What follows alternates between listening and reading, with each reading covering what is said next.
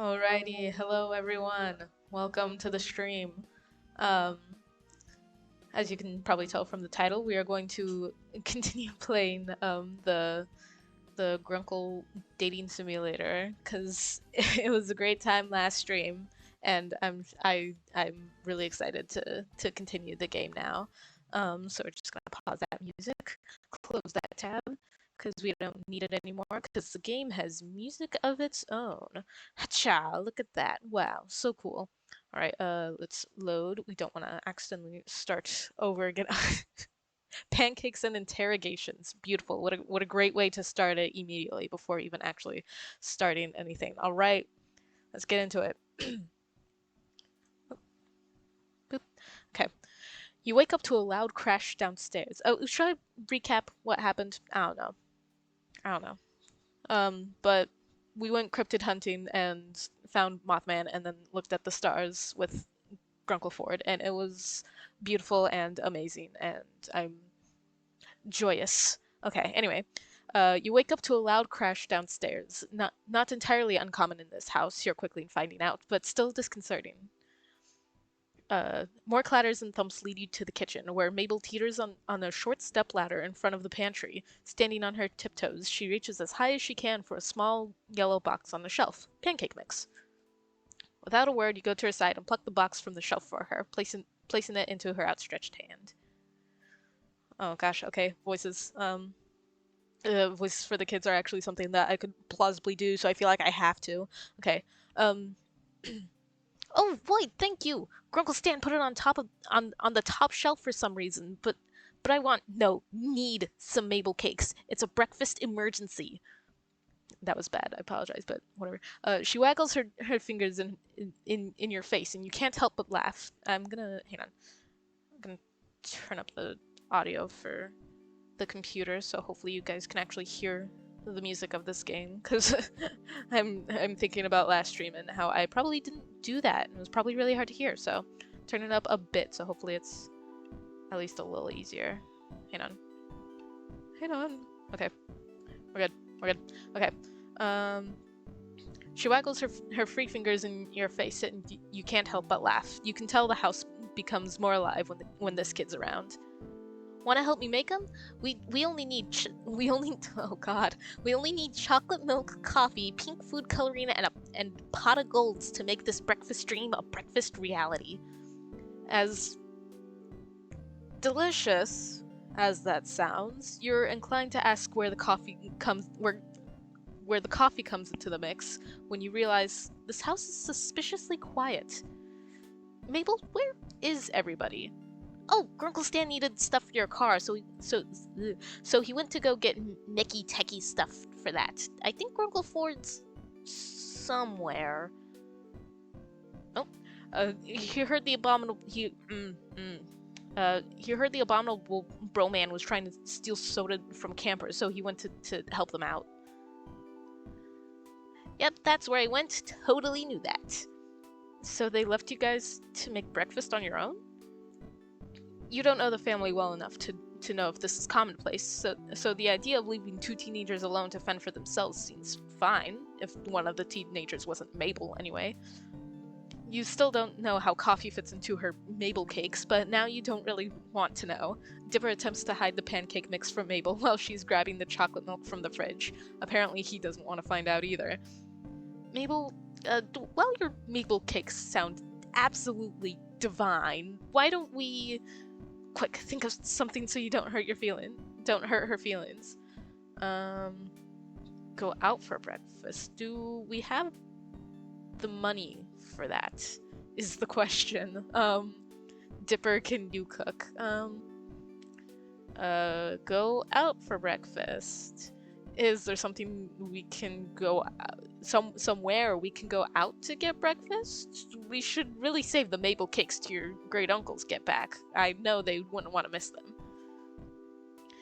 But I want to perfect my recipe. I have to get better at cooking and baking and stuff so I can survive out there in the world. What if in high school I'll have to bake stuff and people are better than me? Mabel looks very agitated, tugging at her hair with both hands. Oh no. If I can't make the perfect Mabel cakes, I can never be on Bad Dreams Dining. I gotta impress Gerald Rambone, Void. It's my destiny. Okay, Dipper, can you cook? Maybe Dipper can help make something different. We should save the Mabel cakes for another day. A more special day. But Void... Okay, Mabel, still standing on the stepladder, reaches up and squishes your cheeks together, her eyes wide, staring into your soul. Every day is a special day with Mabel cakes. That's fair, yeah. You glance at Dipper, making a please help me and I'll buy you breakfast face. You hope he understands. Yeah, Mabel, I know you want to cook more since you're becoming an adult. Sure, but don't you think Uncle Stan and Great Uncle Ford should be here to try them too? And not just me? Again.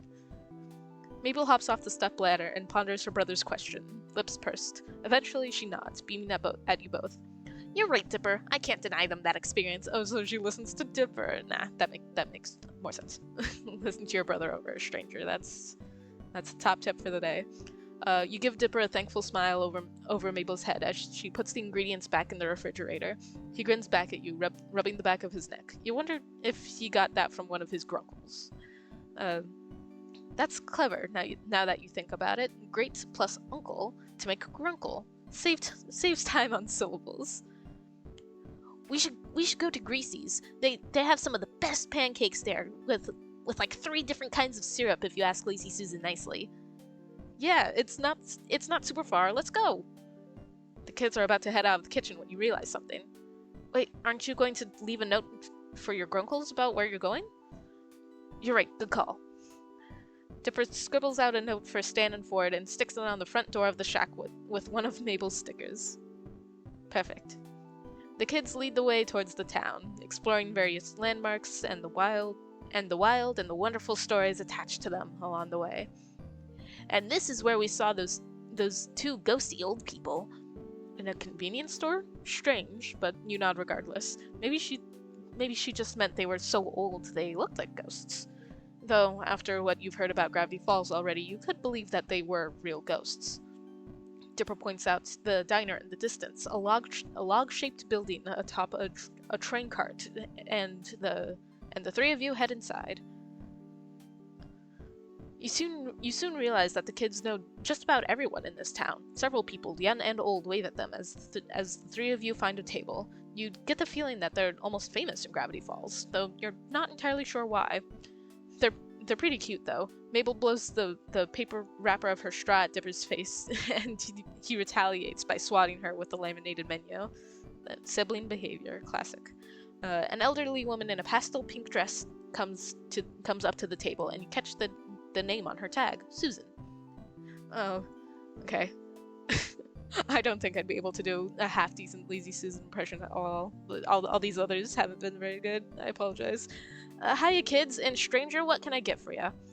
Pancakes and all 3 syrups for me, please, Lazy Susan. Same for me, actually. Lazy Susan turns to you, notepad in hand. What will you get? Pancakes, waffled, scrambled eggs, and bacon. Honestly, you can't ever go bad with pancakes. I don't see anything wrong with that. You can't ever go bad with pancakes or waffles. So let's go good old pancakes. Coming right up, sweetie. All right. Lazy Susan winks with her good eye, of course, and heads to the back of the diner. The wait for your food to arrive feels longer here than most, mainly due to Dipper and Mabel using their time to interrogate you. At first, it's somewhat intimidating. You literally crashed into their house and started hanging out with the great uncles, so they have lots of questions.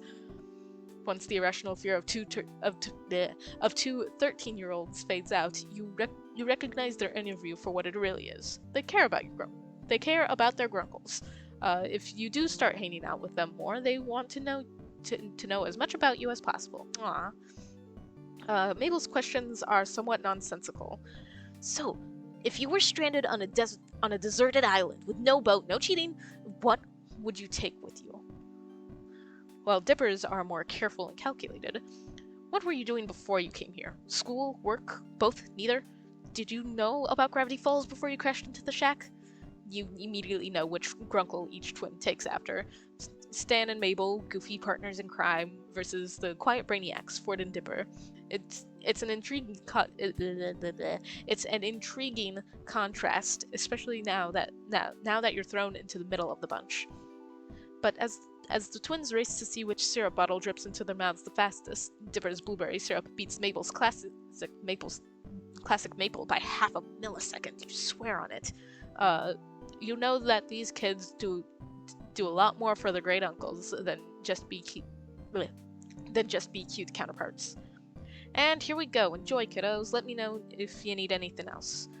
Lazy Susan gives out the respective plates and the kids go quiet, shoveling down their food like they've never been fed before. Between mouthfuls, you get a few more questions about yourself and your theories on aliens versus which member of M Synchronized was your favorite, but the table is near silent as the three of you eat. Perfect.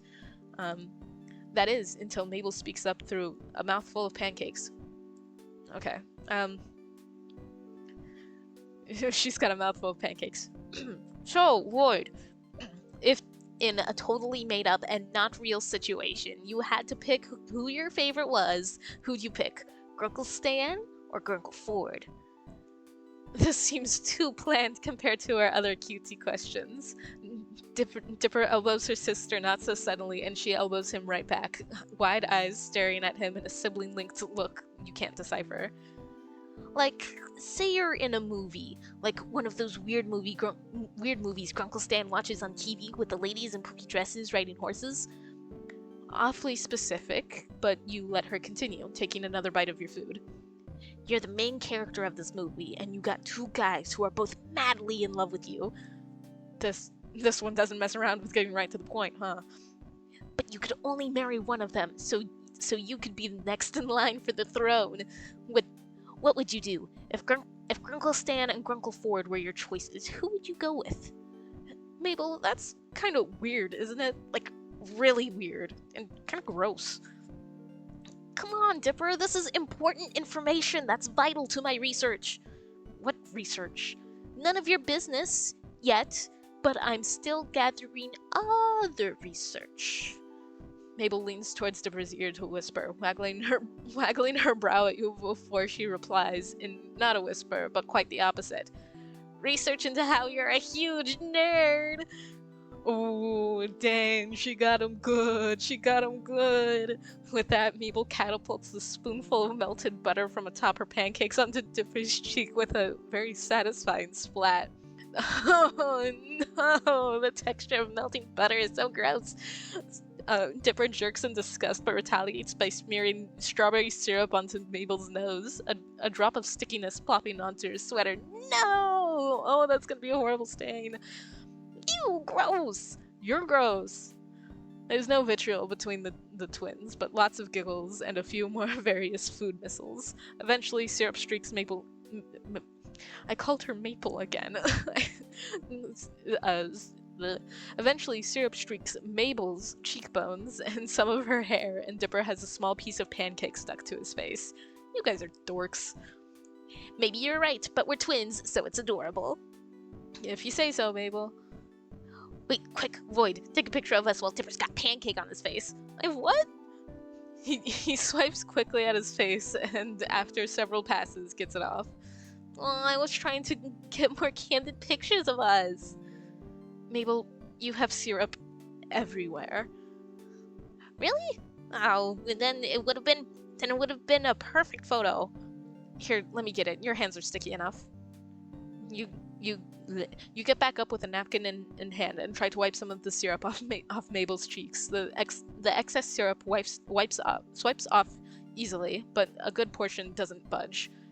I mean, maybe syrup as makeup is the next new look. That's one word for it, kid. Stan and Ford. Whoa, grunkle jump scare. White man jump scare. We wondered where you went once we came back to a suspiciously quiet house. If it weren't for Dipper's note, we would have been worried. Sixer would have been worried. I tried to tell him you kids pull this kind of stuff all the time, heading out unannounced, putting stress on your poor old Grunkle's heart. He puts a hand over his heart dramatically. All those missing hours of unpaid child labor. Actually, that note wasn't me. Well, I wrote it, but Void's the one who said we should so that you'd know where we went. Both Ford and Stan turned to look at you, surprised. Oh, they're so shocked. Really, figured these two knuckleheads dragged you out here. Why not make breakfast at home? Why not make breakfast at home? This place is at least a 15-minute walk from the shack. Well, you glance at Dipper, swiping his finger across Mabel's cheek and licking the blueberry syrup off. Mabel has a pancake in her mouth, chewing on it like a grazing sheep. I wanted to treat them to something, I guess. It's the least I can do. You're letting me stay with you and fixing my car. I thought since you were gone, I'd take these two out for a change.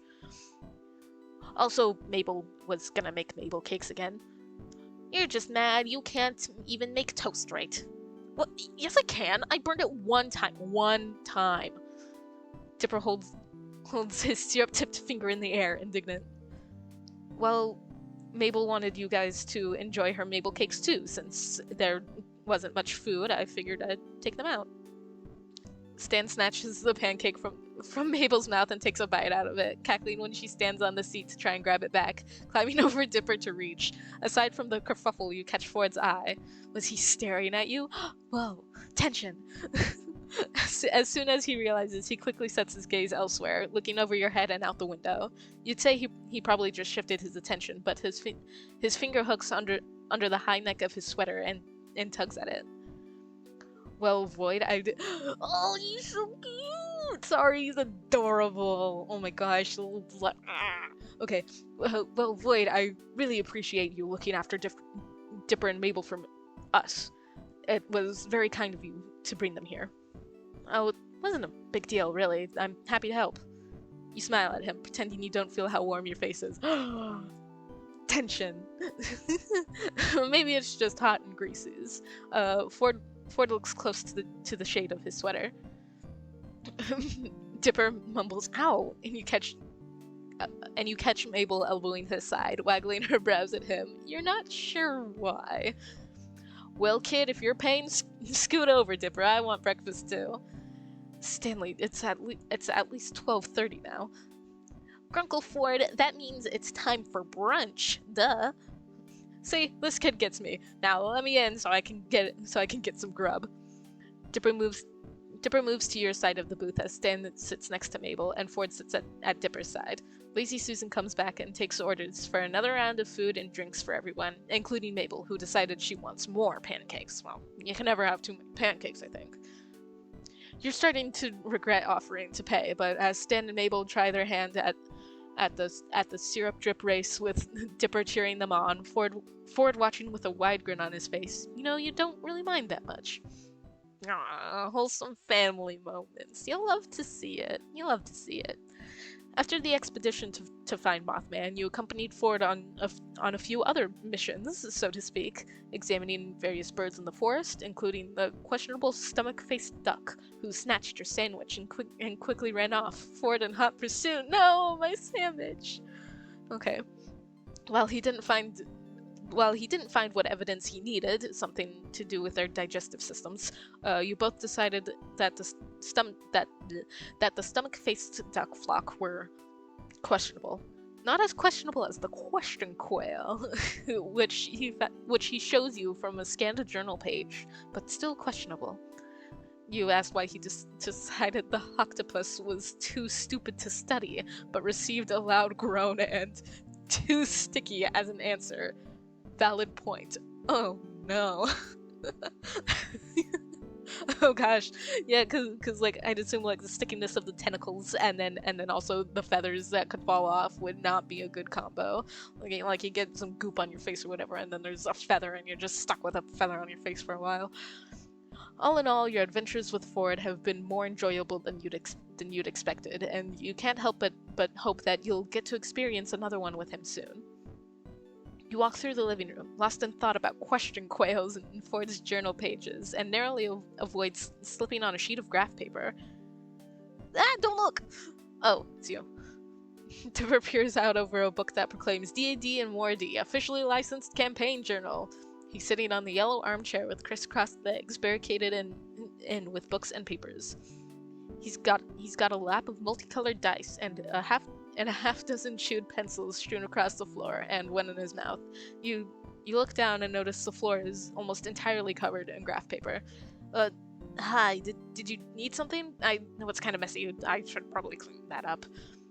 Dipper looks reluctant to extract himself from his self-constructed fantasy lore prison. Here, I can do it. You look busy. Oh, shoot. Hang on. I have to plug in my laptop. It's dying. It's dying. It's a dying soul and it needs help to live. Hang on. Okay. Crisis averted. We're good. Okay. Here, I can do it. You look busy. You're about halfway through cleaning the floor before you actually start looking at what's on the various sheets you're holding. A fantasy map, some floor plans, and countless scribbled notes and calculations in the margins. What are these for? Planning something? Dipper's re-immersed in his planning. He startles a little when you ask. Oh, right, no big deal. It's just, for this great pen and paper role-playing game called Dungeons, and More Dungeons, DD&MoreD for short. It's all about fantasy worlds and statistics and swords, and, well, it's kind of difficult to explain, but it's super fun. I'm playing it with grunkle 4 today, so I'm just putting down the final touches on my dungeon. He's gonna be so stumped. Stumped, you say? Here he is, the man himself. Ford comes into the room at that precise moment, drying his hands on his trench coat. Perfect timing, Dipper. I just managed to get the paint off my hands. Paint? Paint from what? Oh, one of the gnomes came by and decided he'd graffiti the side of the house. Something about his rapper persona. Joy. Yeesh. Yes, I don't think Jay Gnomesy is going anywhere in the music business. Well, you never know. He might. Probably not. In any event, I see you've been hard at work. Are you ready for our game? Oh, yes. And oh, Void, I can take those now. Thanks for the help. Ford looks like he just noticed you standing there for the first time since he entered the room. Void, glad to see you weren't too shaken up by our adventure yesterday. You grin and hand Dipper the tall stack of papers, catching a glimpse of the starts for a knock skull. Well, I made it back in one piece, right? That's the spirit. Though 90% of a piece would have been good too. You know, you never realize how little difference 10% makes until you lose it. Huh. So how was the Mothman? Shake it up. All in the name of research, though. I've seen it lose a few moths and come back the next week, good as new, a process similar akin to cycling out dead cells. I would say we just expedited that process. No moral issues here. Well, Void, the game calls and I must answer. Stanley's about if you're looking for him, though. Well, if you wanted to join our game, I certainly wouldn't object. I can promise a fun afternoon. Another player, yeah, totally. I can give you a pre-made character sheet to start and dice. Shoot, where'd I put my other set? Don't worry, I've got an extra set. Oh, always prepared. Dice, freaking nerds. Me, I don't even know how to play. Oh man, there are so many rules. Where to start? I mean, it's really easy to pick up. It's even like kind of popular now. You're not sure about committing the whole afternoon to this game with Ford, though Dipper does seem pretty excited about it, but stands around too when you wanted to go check on your car. Well, think about it, Void. Dipper, my boy, why don't you and I get things set up in the meantime? Ford and Dipper launch into fantasy lore talk as they prop up a cork-board against the yellow armchair, pin up various maps and floor plans with important landmarks, and upend their pouches of dice onto the carpet. I don't know, part of me kind of wants to check on the car, but I also really want to play DD&MoreD. There's, I mean, I'm joining. Great! Oh shoot, did you look at the plans earlier? Those were for Dungeon Master's eyes only. If only I'd known you were gonna join us. Yeah, I did. I know all your plans. All of them. I kinda wanna mess with him and say this one. I'm gonna mess with him. Haha, very funny. Or do you? Grunkle 4, do you think that What? Sorry, I was rereading this passage on dwarven architecture. They've really improved their illustrations, though I can't say the same for their prose. Dipper and Ford put the final pieces in their place. The floor is encircled in a mix of propped up corkboards, books, maps, notes, and loose leaf paper. Ford unfolds a game board in the center of the madness. Brilliant, we're all ready. Don't look so nervous, Void. You'll have me here to walk you through it. Ford sits down next to the game board. He pats the piece of carpet next to him, inviting you to sit, and you do. Dipper sits across from you on the other side of the game board and unfolds an illustrated piece of cardboard, propping it up in front of him. He notices your questioning gaze on it and looks back at you. Oh, yeah, this is the Dungeon Master's screen. It's just there to protect my secrets. It hides essential die rolls and plot points from prying players' eyes. Grunkle Ford's tried to look ahead once or twice and spoiled a narrative twist, and you were the only player. I'm just making sure my dungeon mastering apprentice stays on his toes. You can never be too vigilant. Dipper gathers up his dice Dipper gathers up his dice in a pile next to the DM screen, ready to roll when needed. Now, I mentioned an extra set of dice, didn't I? Dice are an important, though by no means essential, component of gameplay. No adventurer should leave the house without a set. I keep mine in the souvenir velvet dice bag from Dimension, a local game store. Yes. Yes, a totally normal and legitimate local game store. Wonderful. Ford retrieves a dark drawstring bag from his coat and empties it onto the floor, where dice of all different shapes and sizes come tumbling out. And now for yours. Ford pulls another matching drawstring bag from the depths of his coat. They were having a buy one get one discount. Go ahead, take a look. These will be yours for the session. You pour these dice onto the carpet as well. Metallic gold with the numbers embossed in black. Ooh, fancy. While I didn't have enough left to make them from solid gold, I was able to electroplate a set for fun. Great Uncle Ford, you electroplated those dice? They're so nice. That didn't mean to rhyme. Maybe you should be the one with the rapping career, not Jay Gnomesy. Ford and Dipper laugh. Yeah, maybe not. But anyway, let me reintroduce our characters. Dipper clears his throat, settling into the Dungeon Master persona. When we last left our heroes, Miv the meddling trapped the great elven wizard Vernan and the halfling fighter Tyros in a dungeon filled to the brim with puzzles, riddles, and brain teasers. To reach Miv and end this journey once and for all, they'll have to brave the dungeon's mysteries and escape with their lives intact. Dipper sets two figures side by side on the game board. One is an imposing figure in flowing robes, and the other is much shorter in comparison, but posed with a will to prove himself. You suppose the former is Vernon and the latter is Tyros. But what would our two heroes find in the first room of the dungeon but a potential ally, just as trapped as they were, who will join them in their quest for freedom? Dipper places three figurines on the carpet, just off the side of the game board. And you get to choose your character now, Void. These are starters with pre-made templates, so they're good for short notice additions like this. Choose your character: human, bard, dwarf fighter, orc, rogue. I'm gonna go with the bard, because I'm a sucker for bards. Bards use invigorating song to encourage their allies, or the blow of their insults to damage their enemies. Perfect. I've kind of reevaluated my stance on bards lately. You'll come in handy if we encounter any undead.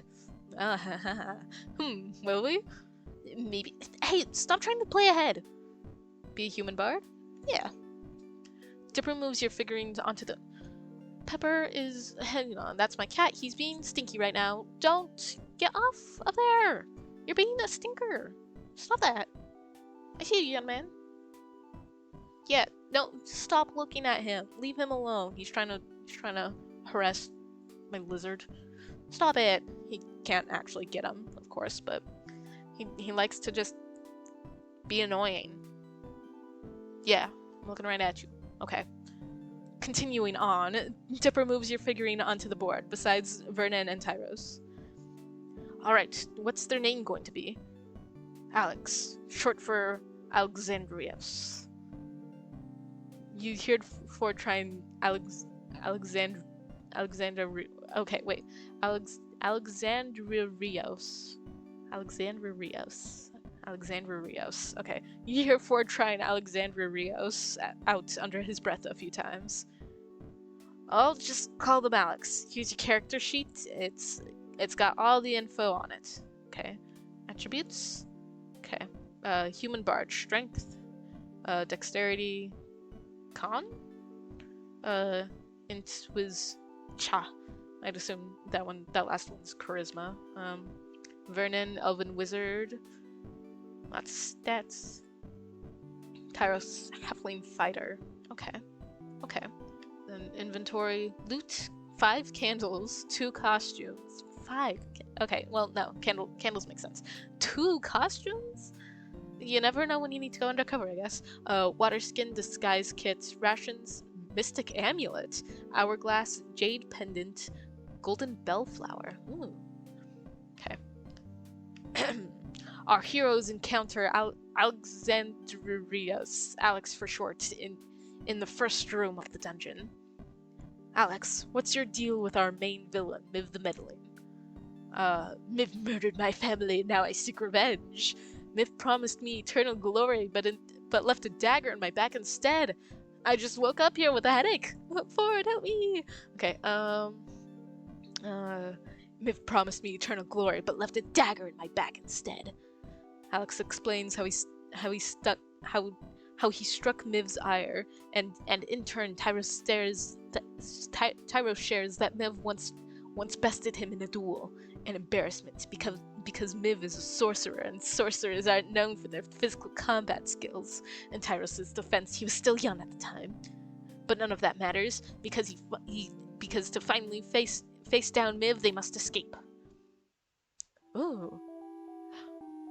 Ooh, we got some neat art here. I love the stained glass look. Oh. Ooh. I love this music too. Hang on. Ooh. It's giving like classic JRPG. I really like it. Oh, and the stained glass is so lovely. Proceed with caution, homies. Ooh. Okay, this is cool.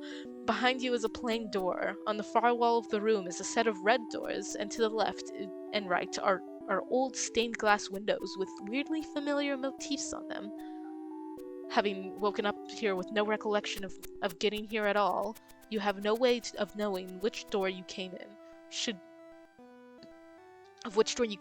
go out of, or even what direction you should head in at all.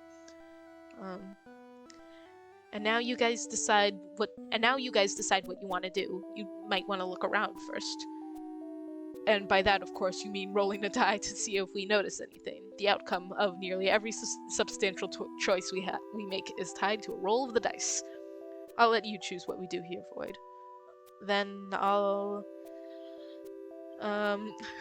smash a window. No. Let's take a look around.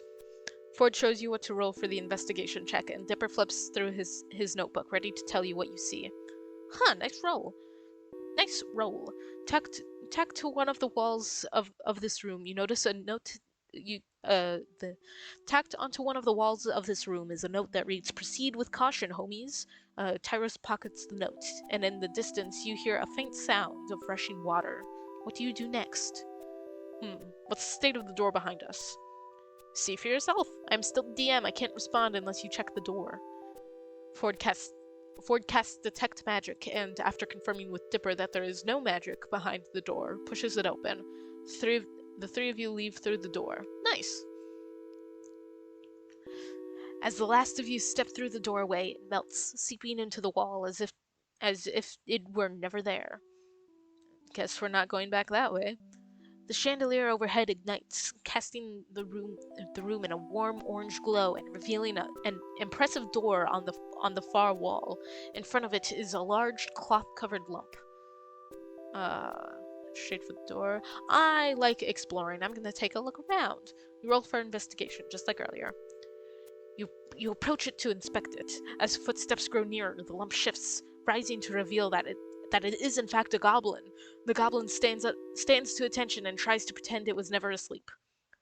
Travelers, I noticely and demand you answer these riddles 3. Oh man. Okay. Well, I mean, I'm just gonna insult the goblin.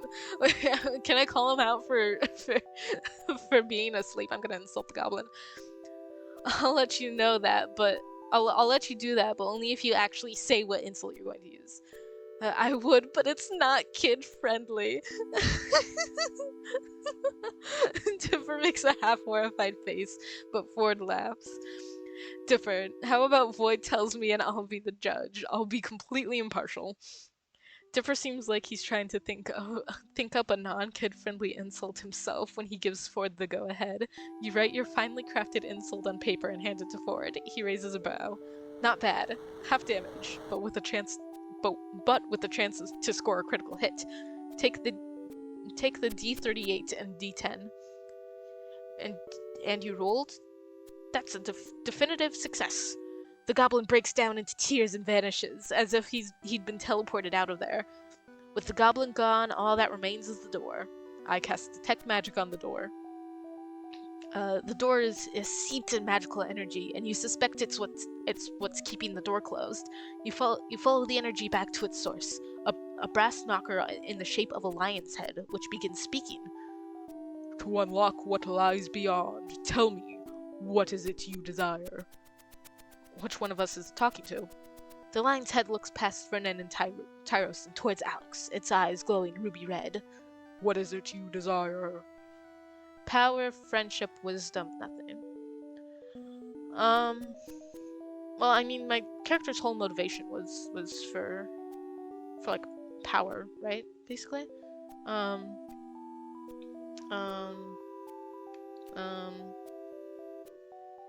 Oh, but also wisdom. Wisdom's good. I'm always down for some wisdom. I'm gonna go with power since that seemed to be what my character's motivation was. As the lion's head disappears, you feel strange, like you've tapped into some hidden power of yours. Beside you, Vernon and Tyros feel a little off balance. You get +2 modifier to attack rolls from the lion's head, granting you your desire, but it gave both Vernon and Tyros a -1 disadvantage to attack rolls, so that kind of sucks. Oh man, sorry guys. The door swings open, and Vernon, Tyros, and Alex step forward into the next room. As soon as you enter the next room, the wall melds over the doorway, sealing you in. Glancing around, the far wall of the room seems to be of a different material and color than the rest, though it could just be the lighting. To the left, you see rows of keys affixed to the wall. Could be a different material and color than the rest, but that could just be the lighting. But what if it's not just the lighting? And Pepper's trying to be a little stinker again. Don't. Go away. Yeah, okay.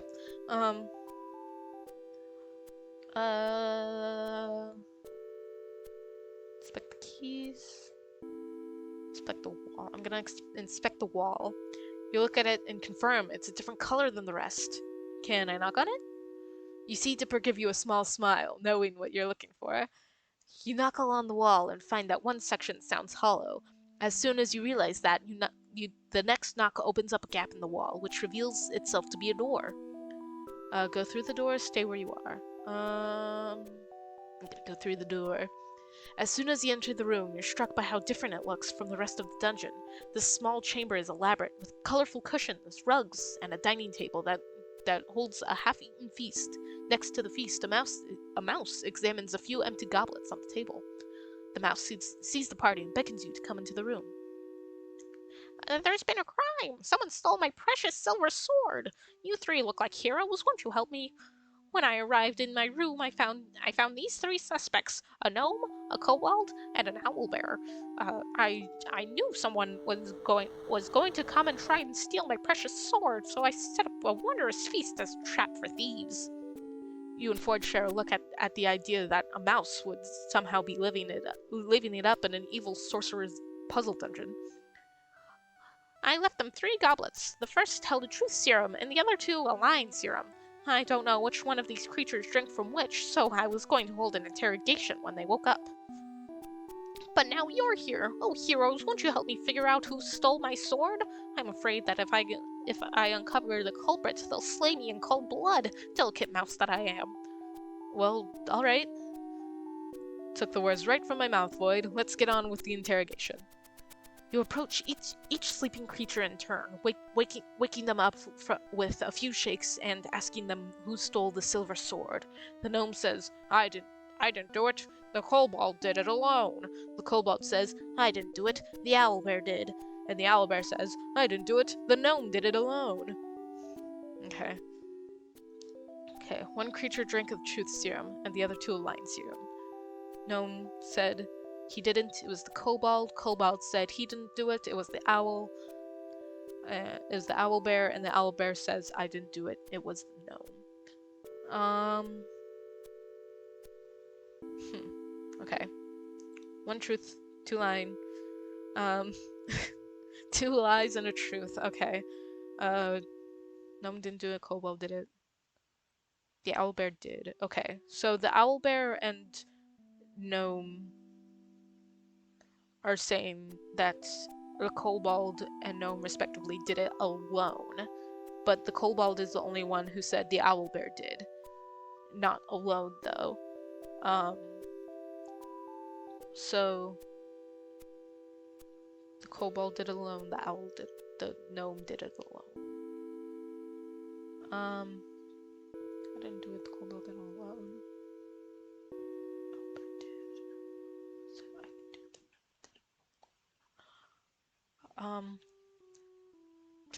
Based solely on that, I think it might be the owlbear and the gnome, and maybe the kobold didn't know that the gnome was also in on it and just thought it was the owlbear, and so gives the truth that he knows. Because again, he is the only one saying, he's the only one who's not specifying that someone did it alone. I feel like if they're gonna be going into somewhere to steal a mouse's great sword, then they're probably not gonna try and do it alone. So, it can't be all 3 because they all say they didn't do it, and one of them has to be telling the truth of that. So, I think it was the gnome and the owlbear. The mouse looks dumbfounded at how fast you figured it out, but soon turns her attention back to the thieves. Nice job. Now, I immediately forgot what voice I used for the mouse. Nice job. Now cough up the swords, you thieves. The swords, plural. Sword, singular. The owlbear digs within their feathers to reveal an ornate, polished silver sword, and the gnome retrieves a matching scabbard from under their hat. The mouse looks down at the returned sword happily, then looks at the party. I realize now that keeping this sword is more trouble than it's worth. Here, you have it. I've only ever used it as a conversation starter because it can only cut through silver. Perhaps with you, it'll finally have some use. The mouse bestows the silver sword upon your party. You move forward, leaving the mouse's room behind, and come to another doorway.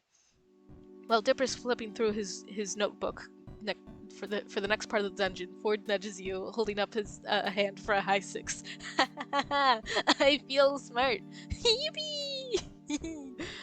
That was a nice job, Ford. I'm impressed you got the riddle. Yay! I mean, I feel like it was simple. So, is it hot in here, or is that just a side effect of the green glass door disintegrating? You high six Ford, beaming as Dipper finds the page he needs to continue the game. Through the doorway, the air feels damper than before. The sound of rushing water from earlier has only intensified. On the wall to your left, you see a bell. I ring the bell. It may have It may have been a trap, or it may have been the right thing to do, because the floor opens beneath you and the three of you land in a boat. It hovers above the rushing river below, ready to start its trip on command. Dipper takes a folded piece of paper from his notebook and hands it to you and Ford. It reads, Next stop upstream, beasts antechambers, 3 giant strides away. Next stop downstream, the mirror room, 3 giant strides away. Get off the boat at your own risk. So the beasts antechambers and the mirror room. I'm guessing we don't go to the beasts antechambers. Can I check the river's speed? You find that the river flows at 2 giant strides per tip of the hourglass. So when do you want to stop the boat? Okay, the river flows per tip of the hourglass. So 1.5 tips of the hourglass, because 1 is 2, and then half is another 1, making 3. So yeah, nicely done. Yeah, that one was easy. Very, very basic math. You command the boat to take you 1.5 tips of the hourglass. Following the flow of the river, the boat comes to a stop at the entrance to a hallway, and the 3 of you step out onto familiar stone floor. Burning torches line the walls, lighting the hall brightly as you enter. As you walk forward, you notice your steps are visible in a thick layer of dust on the floor. This place smells odd. Old. He said old, didn't he? I can read. At the end of the hallway, the part approaches the party, I'd assume, approaches a set of 2 giant oak doors. Void, roll to see how aware you are of your surroundings. You roll and are unsuccessful. Alex steps on something. A trap panel set into the floor. You watch in astonishment as a ghostly skull floats out of it, rising to about eye level, just in front of the oak doors. You expect it to speak or do something, but it just floats there. What do you do? Inspect the skull? The skull looks non-human, but you don't know enough to say what species it is. Then I guess inspect the door. You don't know much about doors, but you can tell that these ones are giant oak and that there's 2 of them. Great. I'm not gonna bother with the skull. Let's just go to the door. Just as you're about to touch the door, the skull speaks. Knock. Its voice is loud and booming, enough to match the grandeur of the giant oak doors behind it. Vernon knocks on the door. The skull asks, "Who's there?" Answer the skull. Spell. Spell who?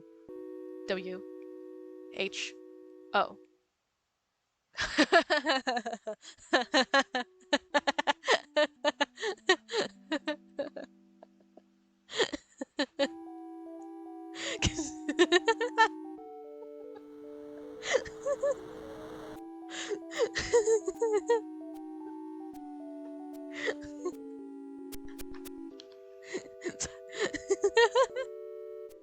Sorry, that was such a stupid pun. I love stupid puns, though.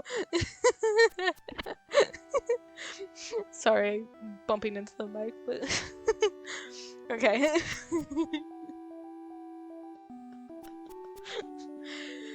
Okay, that one was good. That one was good. Okay, Dipper grins at the classic.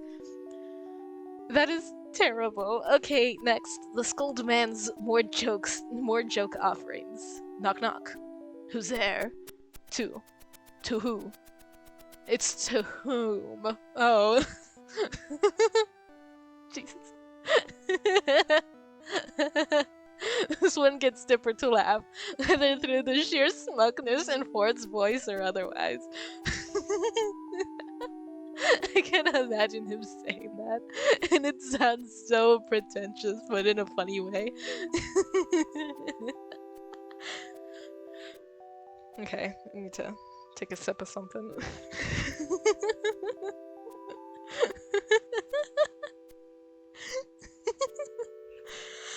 Oh no, I love stupid puns too much. Hang on.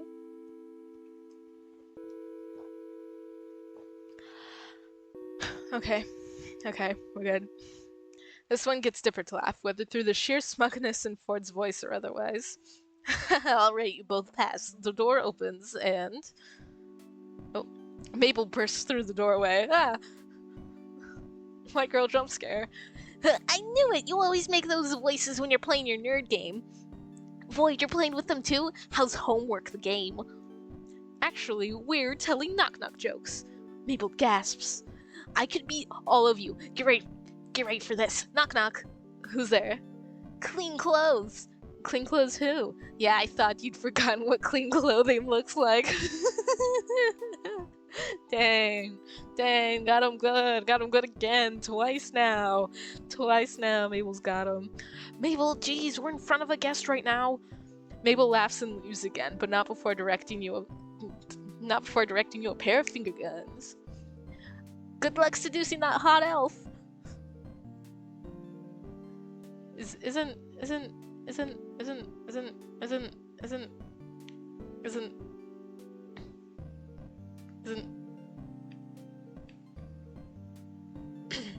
Okay. Dipper calls out after her.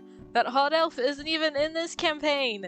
Anyway, like I was saying, it's Joe Kodamet. The skull gives you a curt nod and floats back into the trap panel. The oak door opens and the three of you step through. To freedom! And there it is! The end of the dungeon! I cut it down a bit on the fly. I didn't want to make it too long. I would have ran a murder mystery I had planned out for ages, but my test runs have never gone very well with my focus group. So, what did you think? Too many puzzles, not enough story. Are these games always this short? So what happens next? When do we fight the sorcerer? I don't know if DD&MoreD is really my thing. What happens next? When do we fight the sorcerer? That was fun! This was actually a transition to the next super plot-centric campaign about infiltrating the sorcerer's tower castle. Ah! Dipper shows you a couple pages of his campaign book, which looks to be filled with various dungeon sketches with realistic physics calculations crowded into every spare space. Let's go! Well, Dipper, I think you did well. It's not easy adding in an extra player on short notice like that. I always write it in just in case. Not completely, but just a few notes. Ford and Dipper launch into a conversation about dungeon mastery, and as they clean up the DD&MoreD setup, returning the game components to their original glossy fantasy box. They're too fast and practiced for you They're too fast and practiced for you to figure out how to help. So you just pick up the dice Ford lent you and return them to their original velvet bag.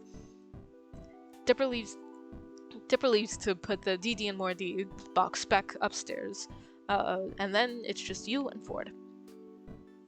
Void, you did well for a first timer. I'd take you into a dungeon with me. I mean, you let me go to a dungeon with them. Wow. Ford gives you an embarrassed smile, but you're already smiling at him yourself. I know what you meant. Thanks, Ford. Ah. A call comes from the kitchen, from what sounds like Stan. Well, I'd talk more, but I'd better see what he needs. Ford moves past you, heading towards the kitchen. You suddenly feel like you need to hold on to this moment, like you need to say something. Ford? Yes? Now that he's looking at you again, you don't remember what you were going to say. All you say is, here's your set of dice back. Thanks for letting me use it. Ford chuckles, shaking his head. No, you keep it, in case you decide to join us again next time. See you at dinner, Void.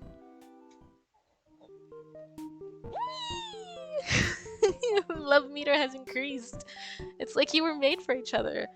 Can you give me dating tips? You're good at this. I'm only in games am I ever good at this.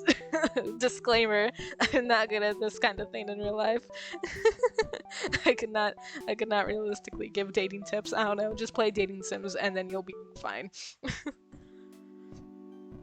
Someone thumps their fist on the storage room door, stirring you from your sleep with a jolt and a thud as you fall off the mattress. Well, it couldn't have been that bad. I'd assume the mattress is just fully on the floor. Scrambling to your feet, you step over to the door and swing it open wide. Void, I need your help! Oh no, Mabel! It's at that moment that you look down to see Waddles swaddled in her arms, wearing a top hat and a small bow tie.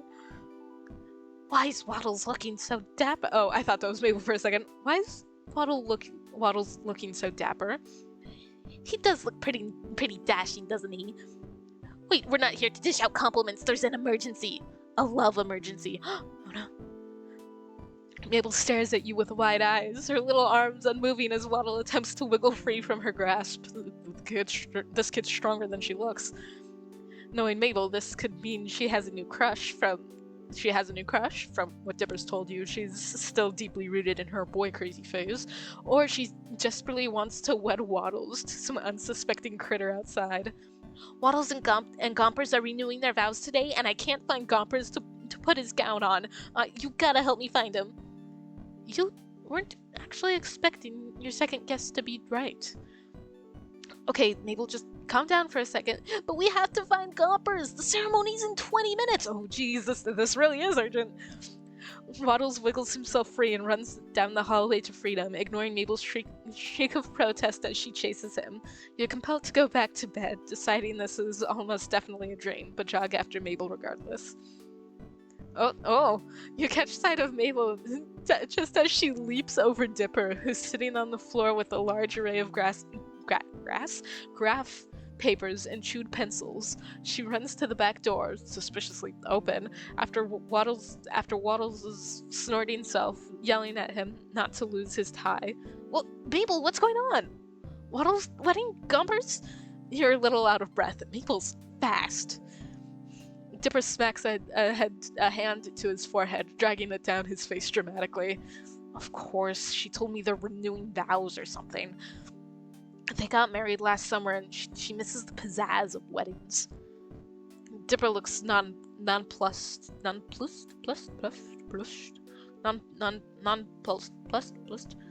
you can tell he's at least a little invested. Are you gonna help her with whatever that was? I don't even know what's going on.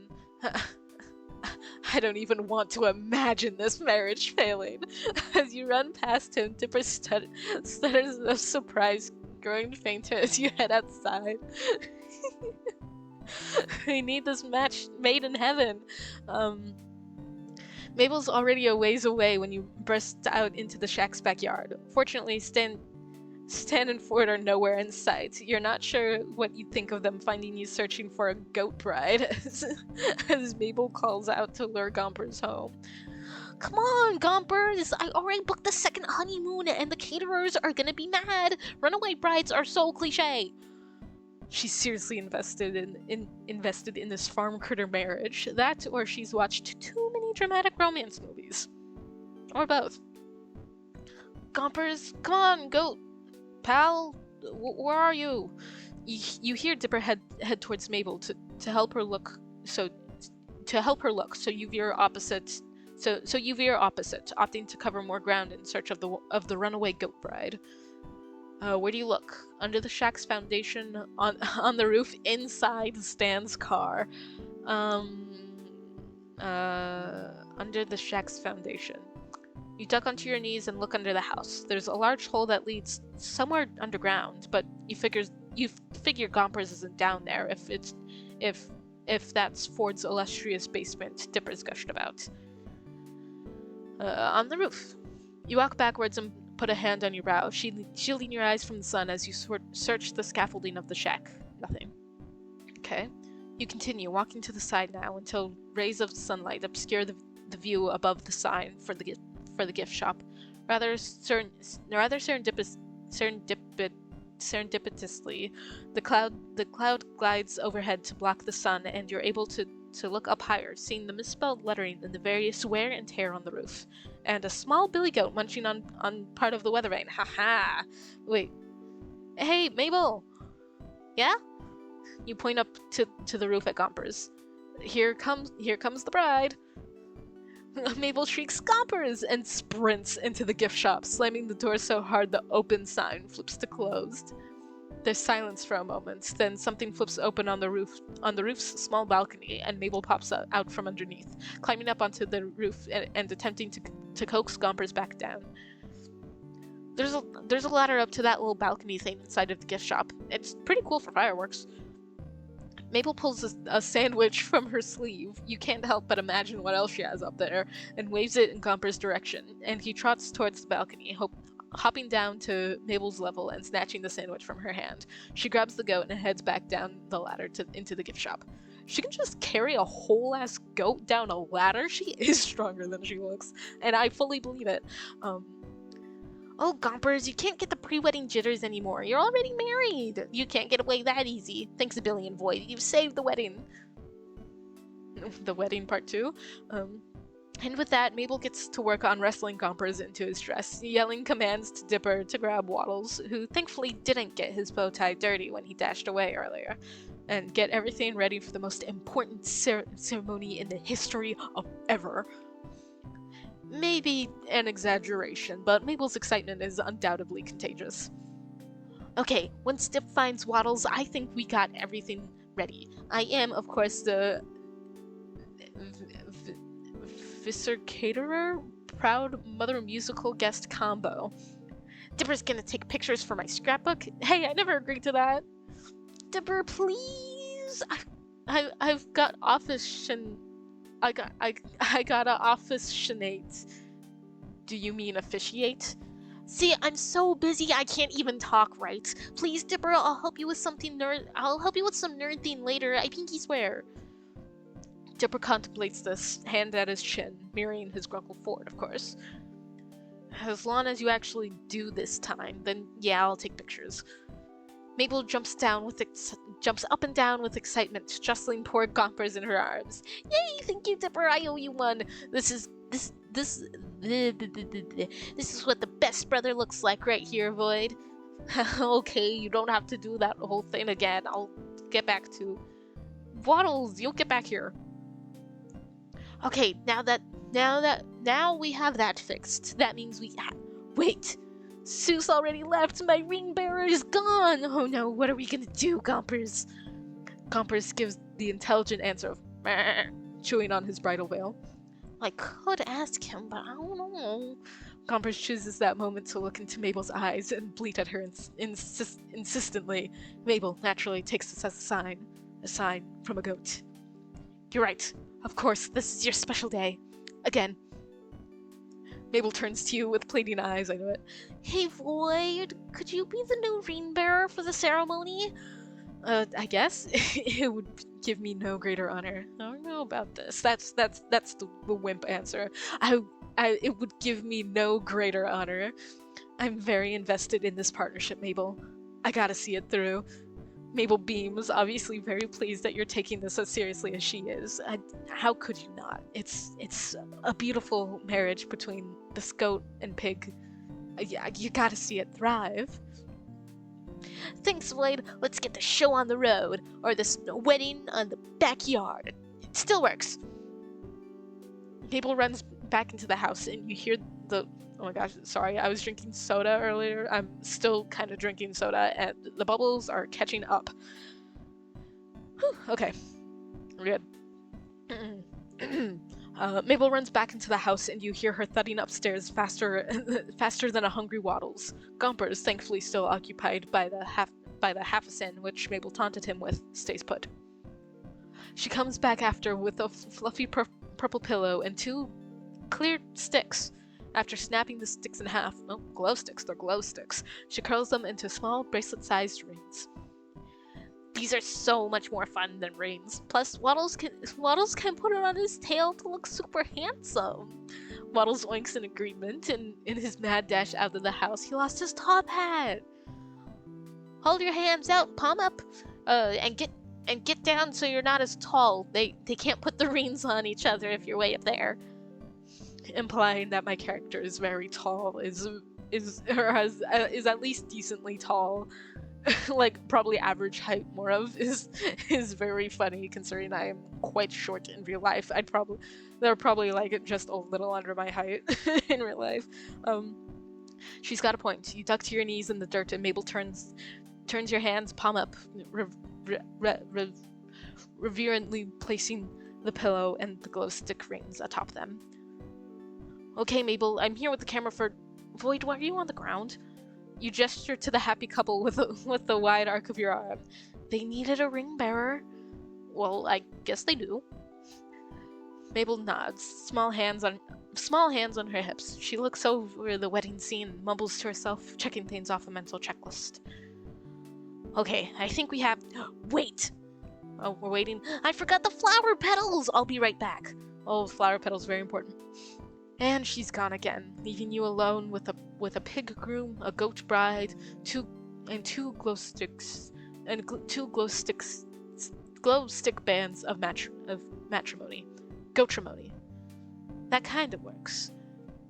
You decide not to crack that pun on Dipper, who's examining his disposable camera. He pops the back open and sighs, smacking a hand to his forehead. Oh no. Oh, this one's out of film. It must have been the one Mabel used at Candy's party. He looks up at you and shrugs. I'll get one of my spares. Make sure these two don't go anywhere, or Mabel will... Well, you know Mabel. You haven't known Mabel as long as Dipper has, but you understand immediately. You're left alone in the backyard with a groom's pig and a bride goat, two glow sticks, and a broken disposable camera.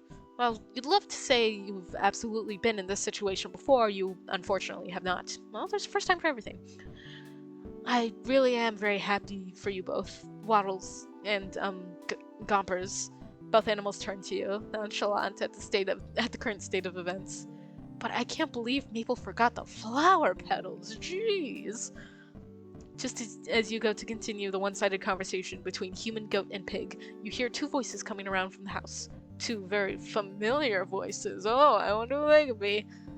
Listen, Sixer, if you hadn't gone off about the wobbly junker, the gobblewonker Stanley, has Dipper really never told you? Then you wouldn't have freaked out the kid at the store we needed. And we'd have, oh, I don't know, the stuff to fix my house after you got a car stuck in it? It's still my house, and besides, if he was a fisherman, he needed to know. Both Stan and Ford round the corner to find you sitting on your heels next to Waddles and Gompers, brandishing a pillow and glow sticks in the dirt. The three of you stare at each other in silence. Mabel needed a ring bearer for the wedding. It's at that moment that Mabel kicks down the back door, runs to your side, and throws rose petals atop your head. Ta-da! You blow a rose petal off the tip of your nose and grin at Mabel. I think our bride and groom are ready to renew their vows, don't you? Mabel nods emphatically at you before turning to her grunkles, lighting up a 100-watt smile. Yes, Grunkle Stan, Grunkle Ford, you guys got back just in time. And just like that, Mabel pushes Stan and Ford toward you and tugs their hands so they sit across from you.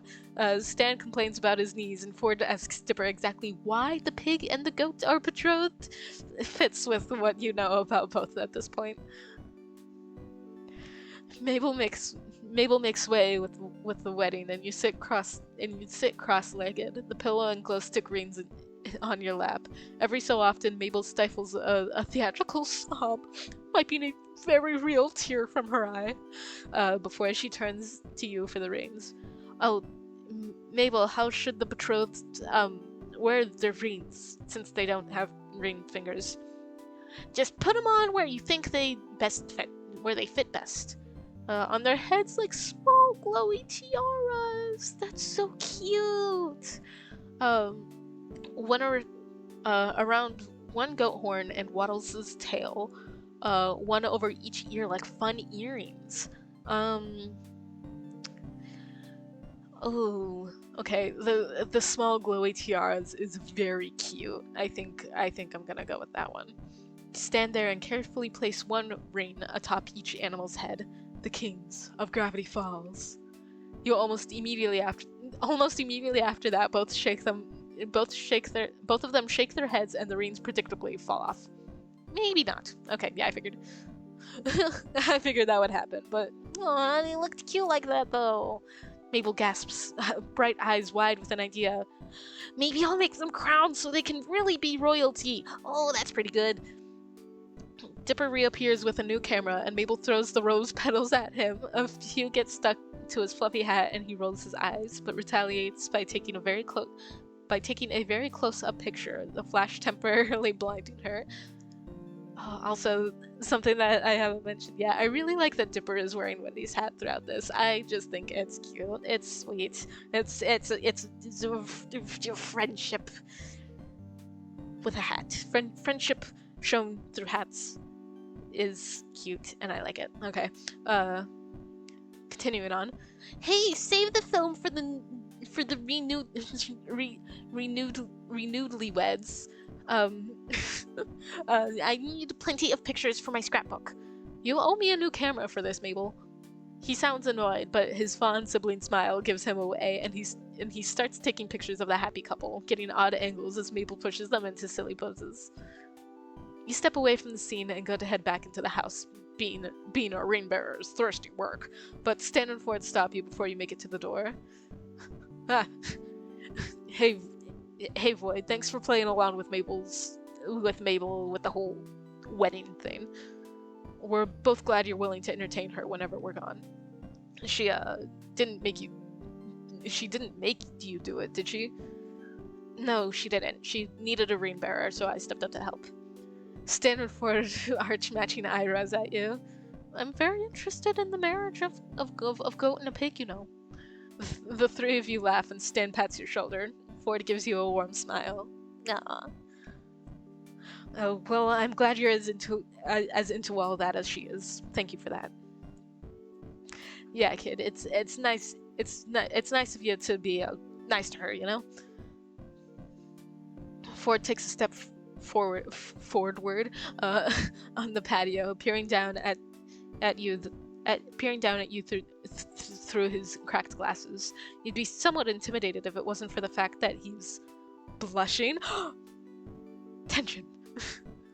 I appreciate that you occupied the kids for Stanley and I while we were out.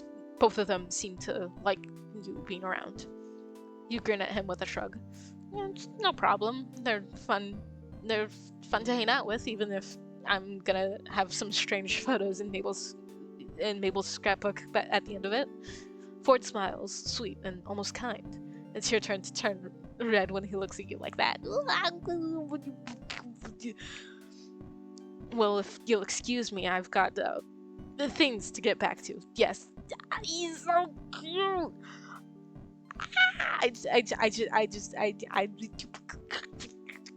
just grabbing his face and just squish. Okay, he's got things to get back to. Yes. He walks past you and into the house, Stan following soon after. Stan elbows Ford and it looks like he mutters something to him, but you can't hear what it was. Whatever he said, Ford looks scandalized. Hey Floyd, you're gonna miss the party! We got popsicles! Oh, popsicles, let's go. I call the red ones. Pineapple ones are mine, I call dibs. But the pineapple ones are the best ones! Mabel and Stan wrestle over a yellow popsicle while Dipper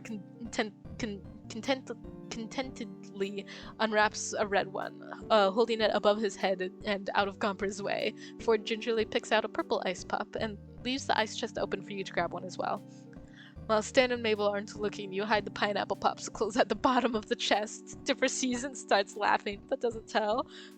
They're a strange bunch, these two sets of Pines twins, but they're certainly making your summer a lot more exciting as your stay at the Mystery Shack continues, your wreck of a car sitting outside in the heat of the setting sun. Aww. Oh, I don't even get to choose popsicle? Okay, I see how it is. It's another day of summer, with nothing to do but wait. Your schedule is surprisingly clear today. Ford usually has something going on for you to help with, if not, Stan, Seuss, or the kids do. Who do you want to find?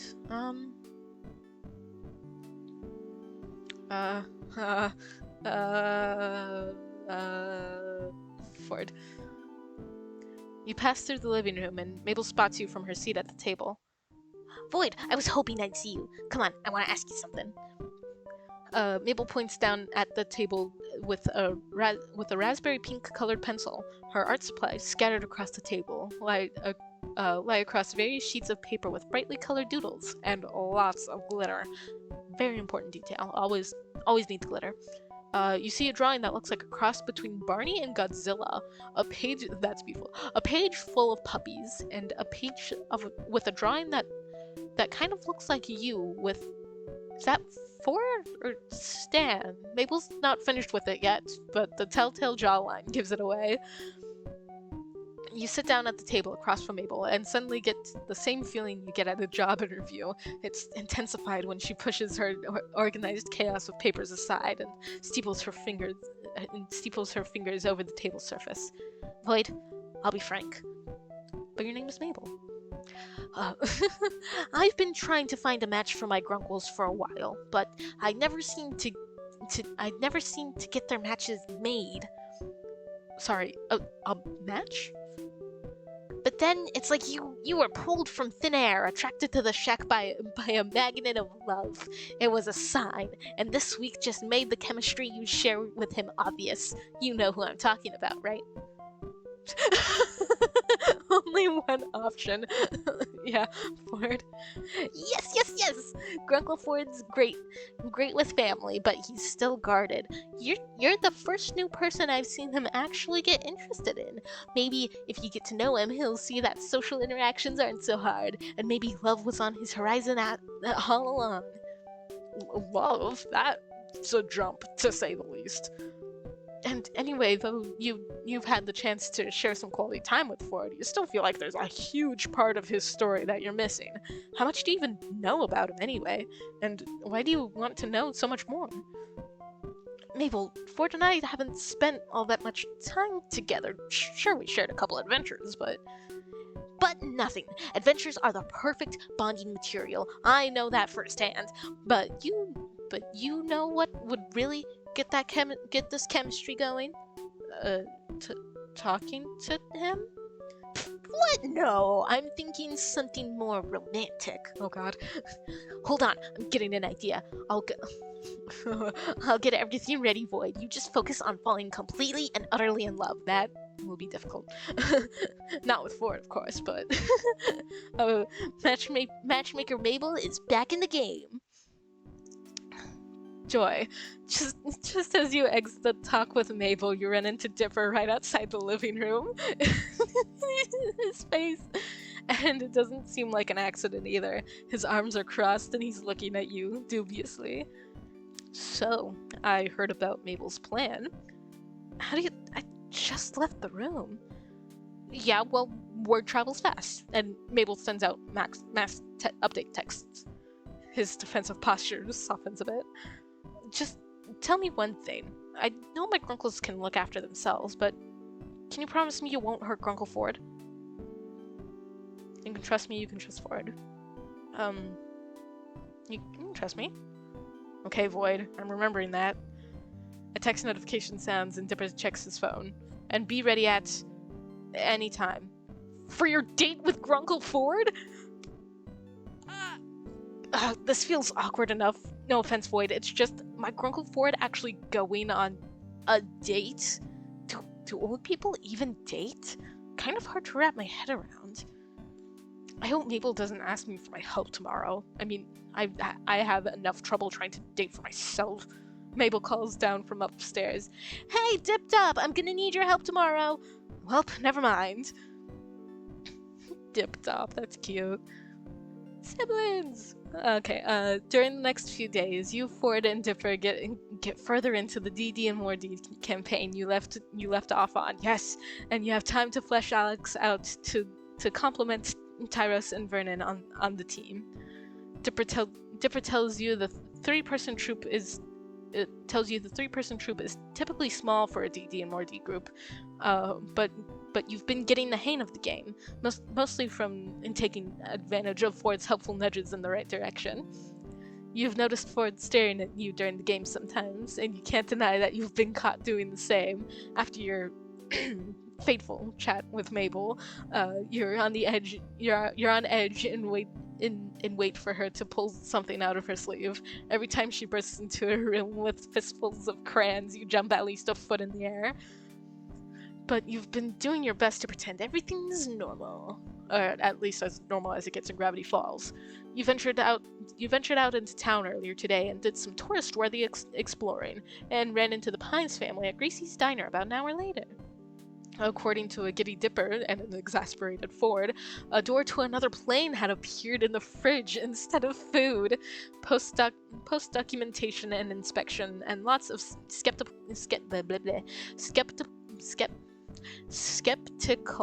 squinting from Dipper and complaints from Stan, Ford had suggested they all just wait it out. It was gone by the time you got back. You secretly hoped to catch a glimpse, but when you asked Ford about it, he assured you it was nothing special. Wouldn't even have ranked him on his top 10, he'd said, pushing his glasses up on his nose. After that series of fridge-related events, the shack fell quiet. Dipper ventured out with his camera equipment, off to film something amazing, and stands in his office checking in with his sources, whatever that means. That leaves you and Ford, both intently reading on the shack's patio. We're reading together.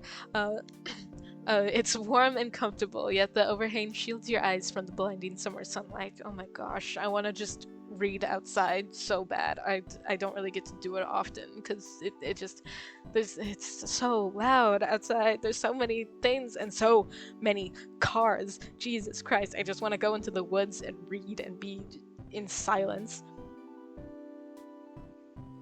That leaves you and Ford both intently reading. Okay, you glance over at Ford. He looks calm and collected, same as he's been all week. Conversely, you've been a little nervous around him ever since Mabel's matchmaking interview. It's not that you haven't thought of him in that light before, it's that you never planned on actually trying it out. You can always ask Mabel to call off the matchmaking thing after spending the past couple days convinced that Mabel is going to spring an unavoidable romantic situation on you at a moment's notice. You'd rather not live with that kind of anxious anticipation. You settle back into your book, a paper book that Ford lent you. It's a jargon-heavy sci-fi with an abstract cover you probably would have overlooked on a bookshelf, but you think you're about to see the first glimpse of the plot after a 3-chapter introduction. Ooh boy. You go to turn the page of your book, but the back door slams open. Mabel explodes onto the porch, armed with oven mitts and an apron. Point Grunkle Ford, I need help and I need it now. Is she okay? Ford sits up with a wide-eyed look, fixing his glasses that had been startled off the bridge of his nose. What is it? Is something burning? Is something burning in the kitchen? I need help baking. Ford relaxes enough to leave a bookmark in his dog-eared novel and close it, but looks to Mabel with an air of bewilderment. Grenda's throwing a I'm not even gonna try to pronounce that. Party for Marius when he comes to visit, and I volunteered to make cupcakes, and I was like, yeah, I could totally bake a batch of cupcakes. But as it turns out, smoke unfurls from the back doorway, inevitably followed by the screech of the fire alarm inside. Mabel wrings her mitted hands and winces guiltily. I can't. Ruh-roh. That is no good. Mabel rushes back into the house, you and Ford coming closer together. Coming close after. What? Mabel rushes into the house, you and Ford coming close after. You reach the door in time to see Ford, unruffled, drag a chair over to the smoke detector and disable it as easily as flipping a light switch. As for the smoke, you go straight to the kitchen window and open it, fanning the smoke out of the house.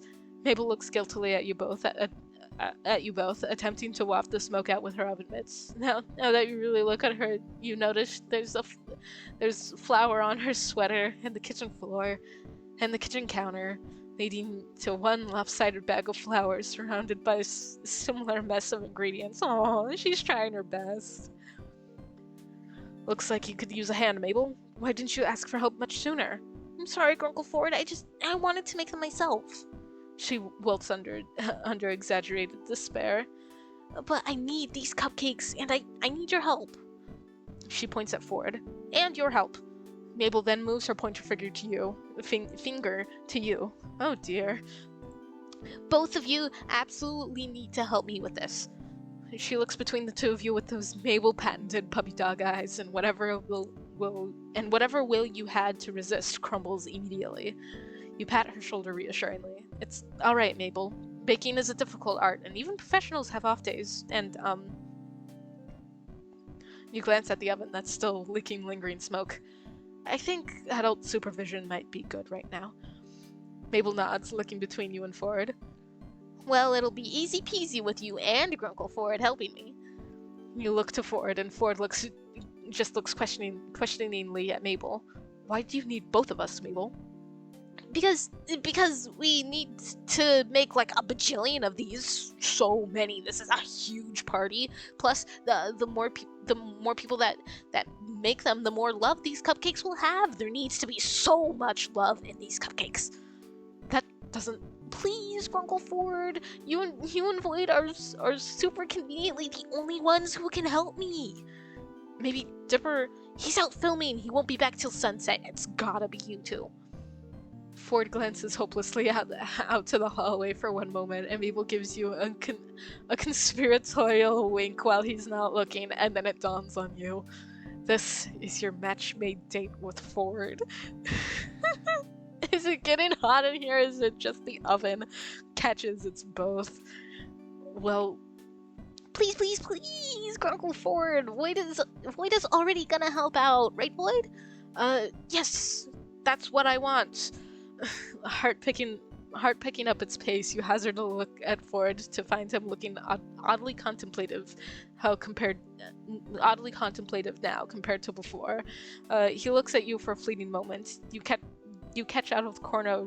You catch out. He looks at you for a fleeting moment. You catch out of the corner of your eye. His attention's back on Mabel by the time you register it, and Ford nods at her. All right. Well, what do we need to do? Yes, okay. First rule in baking, wear an apron. There's never a wrong time to make a fashion statement. Mabel holds two aprons out, one scarlet red and the other white. You have absolutely no idea when Mabel even retrieved these aprons in the first place, but she's already picked who gets which one. The red apron is tossed to you, and the white one is thrown to Ford. Huh? You put it on and look down at yourself to read an upside-down "Burn, baby, burn" printed across your chest with a picture of a fiery grill beneath it. Fittingly, it smells a little like burning. Ford's apron has some green text you didn't quite catch, but as he lops it over his head and ties it, you can read it clearly. My other oven is a Bunsen. You stifle a laugh as you read, text now clear over his broad chest. My other oven is a Bunsen. Oh, I get it, like a Bunsen burner. Hey, it suits you. Hey, Ford, are you made of copper and tellurium? Is that something that Bunsen burners are made of? Hang on. Bunsen burner? Research. Speed research. Hang on.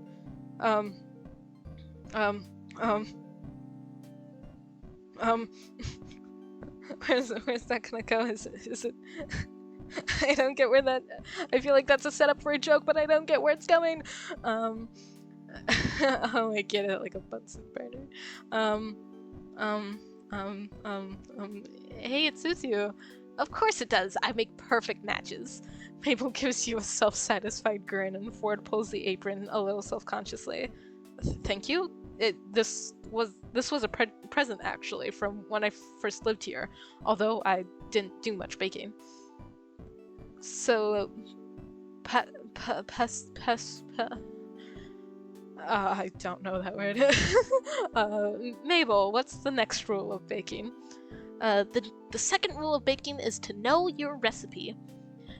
It's got everything. The ingredients, the instructions, the temperature. Ford looks to the counter and picks up a piece of paper. You guessed the recipe, judging by the frilly-looking photo of a 3-tiered cake on the back. He scans over the ingredients, focused. The third rule of baking is to forget your recipe. But That's only if Rule 2 doesn't work out. How are we looking, Grunkle Ford? I was worried we'd be short on sugar, but I think we'll make it. Are you switching recipes, Mabel? There are ingredients listed here that aren't already on the counter. Mabel laughs loudly and attempts to clap Ford on the shoulder. She only manages to reach his elbow, and you suddenly suspect that whatever baked good Mabel had burned in the oven earlier was a fabricated failure. Fabricated failure. Dun dun dun. You glance at the stovetop. The open box of store-bought cookies sitting on top confirms your suspicion. Oh, Grunkle Ford, you tell the best jokes. That wasn't a joke. Oh, look, we need flour. I already have that out. Next.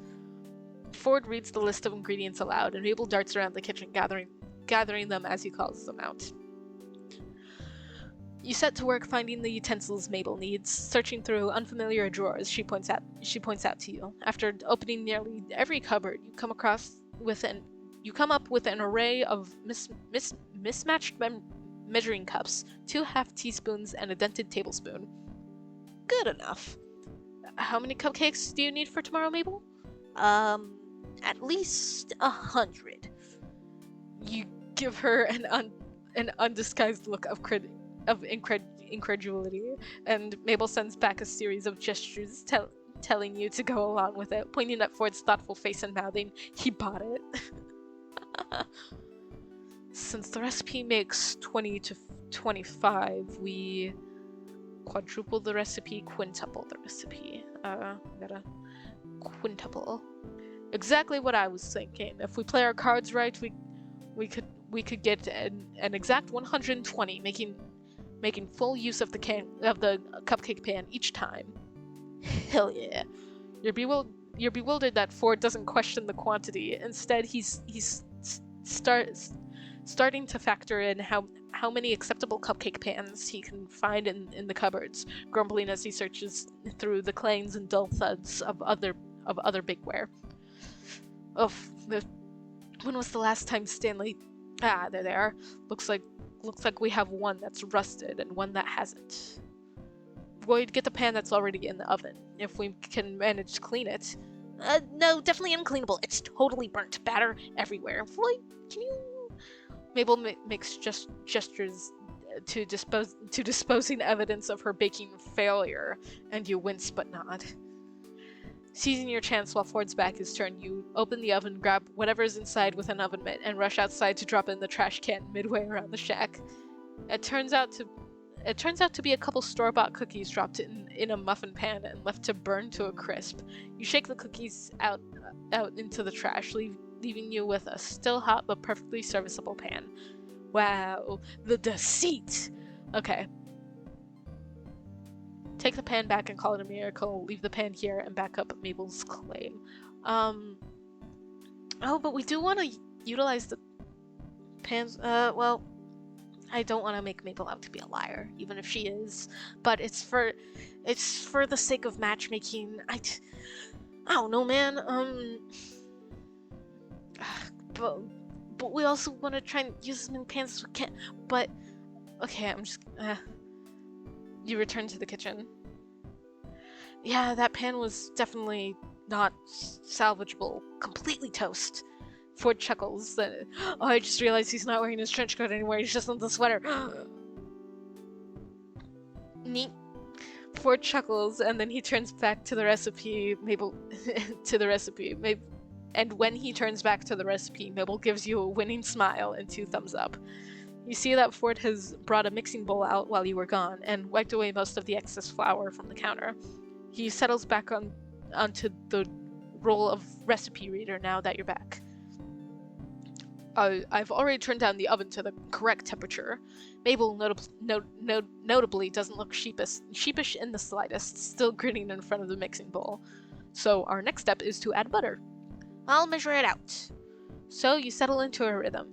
Mabel measures ingredients and tosses them in. Ford reads out the recipe, pausing occasionally to balance out Mabel's haphazard method of throwing ingredients into the bowl, and you mix everything into a suitable batter.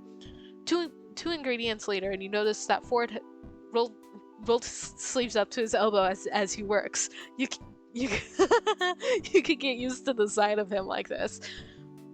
You don't notice Ford returning your stare as he clears his throat. Apparently, your ogling lasted just a moment too long. Void? Yeah. I just added the first cup of flour. You can stir it in now. Oh, right. Ford adds another cup as you stir the ingredients together, trying to ignore how red your face feels. Oh, look at you two, working so well together. It's like you don't even need me to be perfect.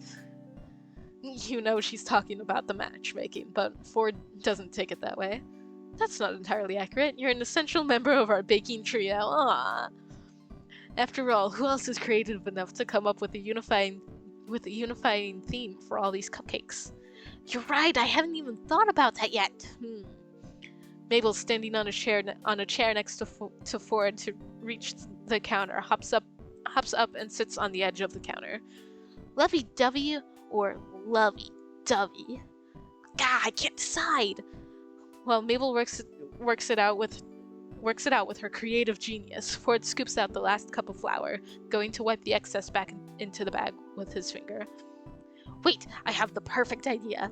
She lifts her arm in triumph and promptly sends Ford's heaped cup of flour flying.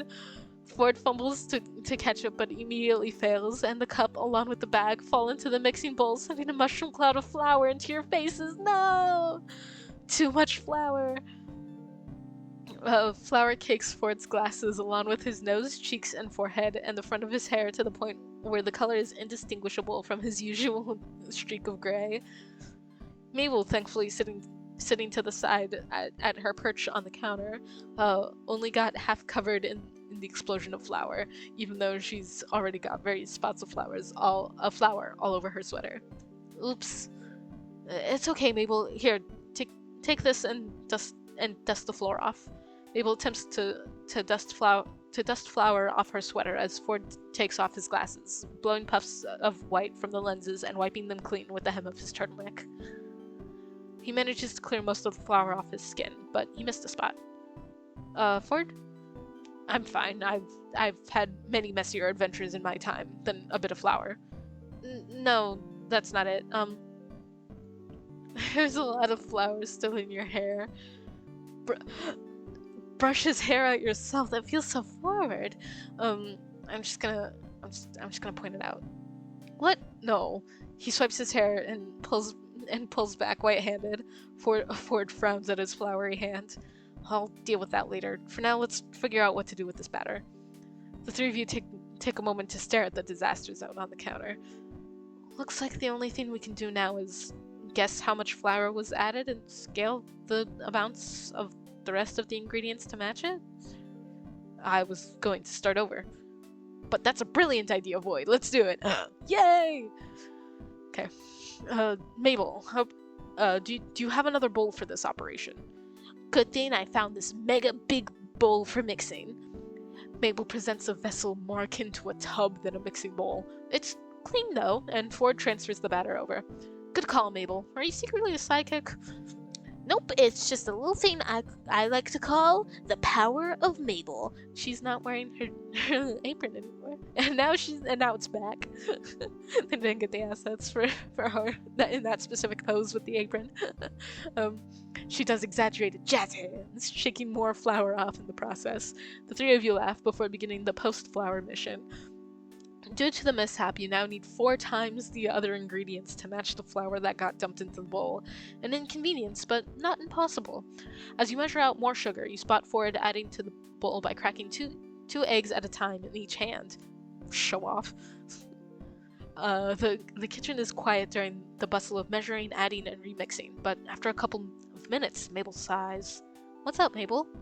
I don't know, Void. It feels silly to talk about. Nothing is too silly. Well, that's a broad statement, but the point is we're willing to listen. Well, Brenda and Marius are throwing this party on Marius's yacht, right? You have no idea who either of these people are, but play along for Mabel's sake. Yeah? They're really getting into that romance zone. Brenda even told me that they kissed. Ford only gives a mild acknowledgement, so you have to amp up the reaction zone. They did not. They did so! Can you believe that? I seriously cannot believe that.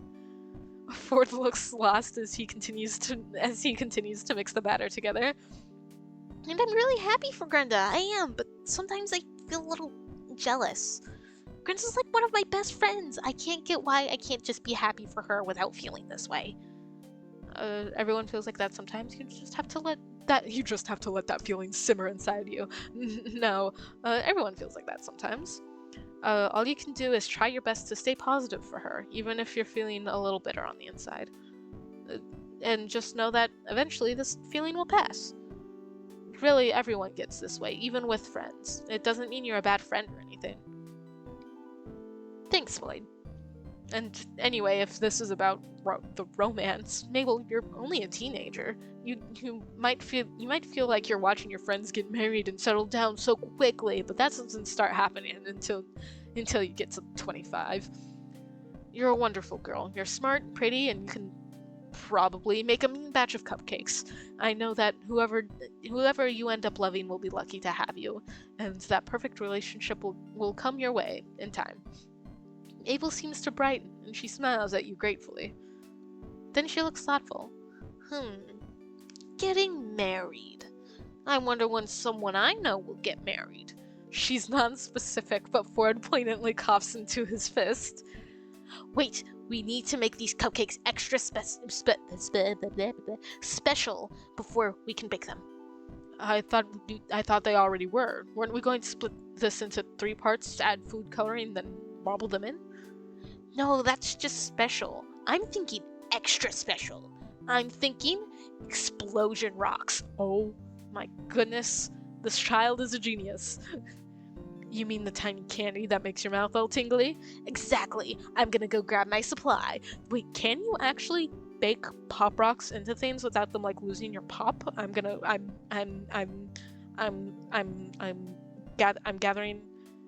the information now. Can you bake pop rocks?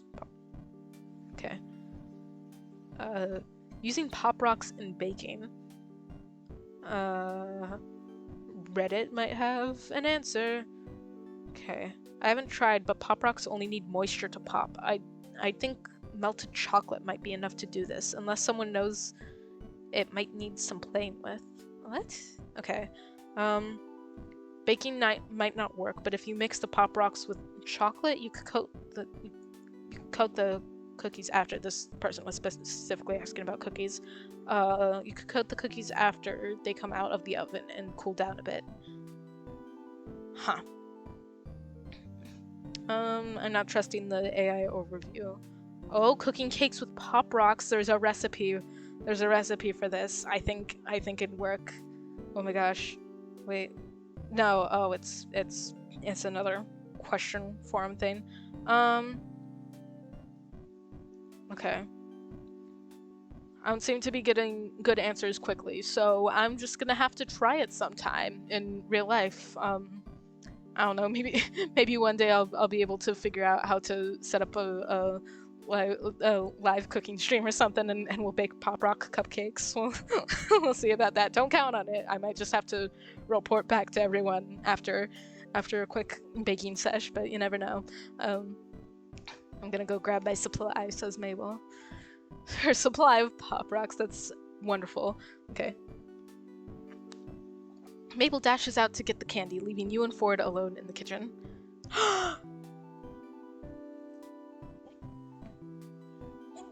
More art. He is quite handsome, I must say. Oh, I love this. Oh, he's got a big old grin.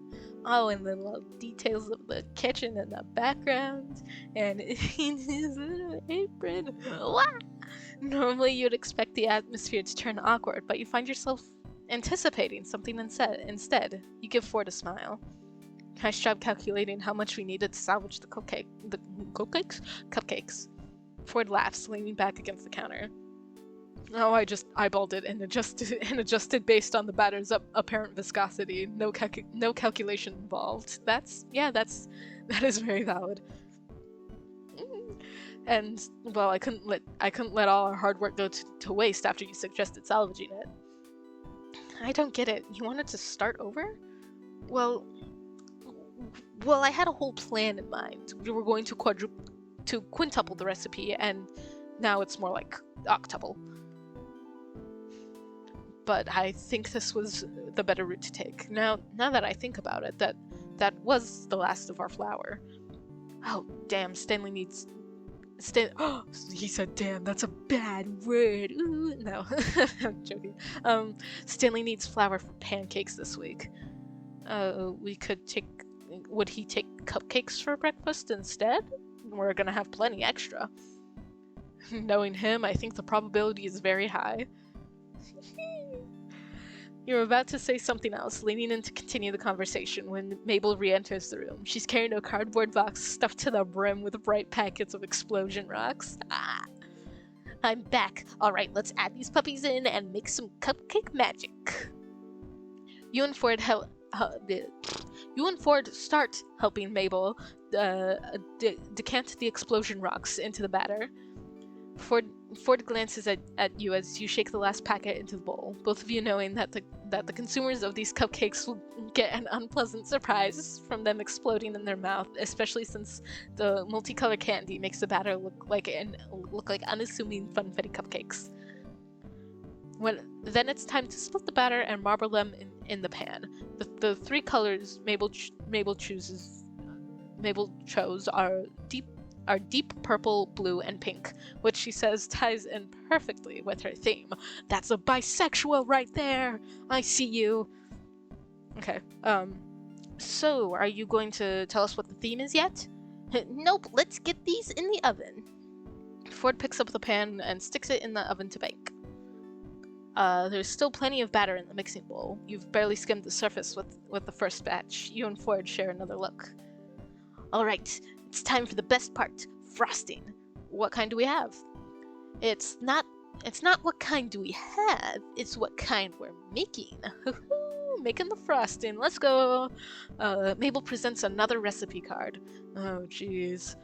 Thankfully, the frosting is far easier to make than the batter. By the time you and Mabel separate the sugary result into different bowls for coloring, the first batch of cupcakes came out of the oven 10 minutes ago and have cooled down on the counter. Mabel puts it, they're ready to be Mabelified.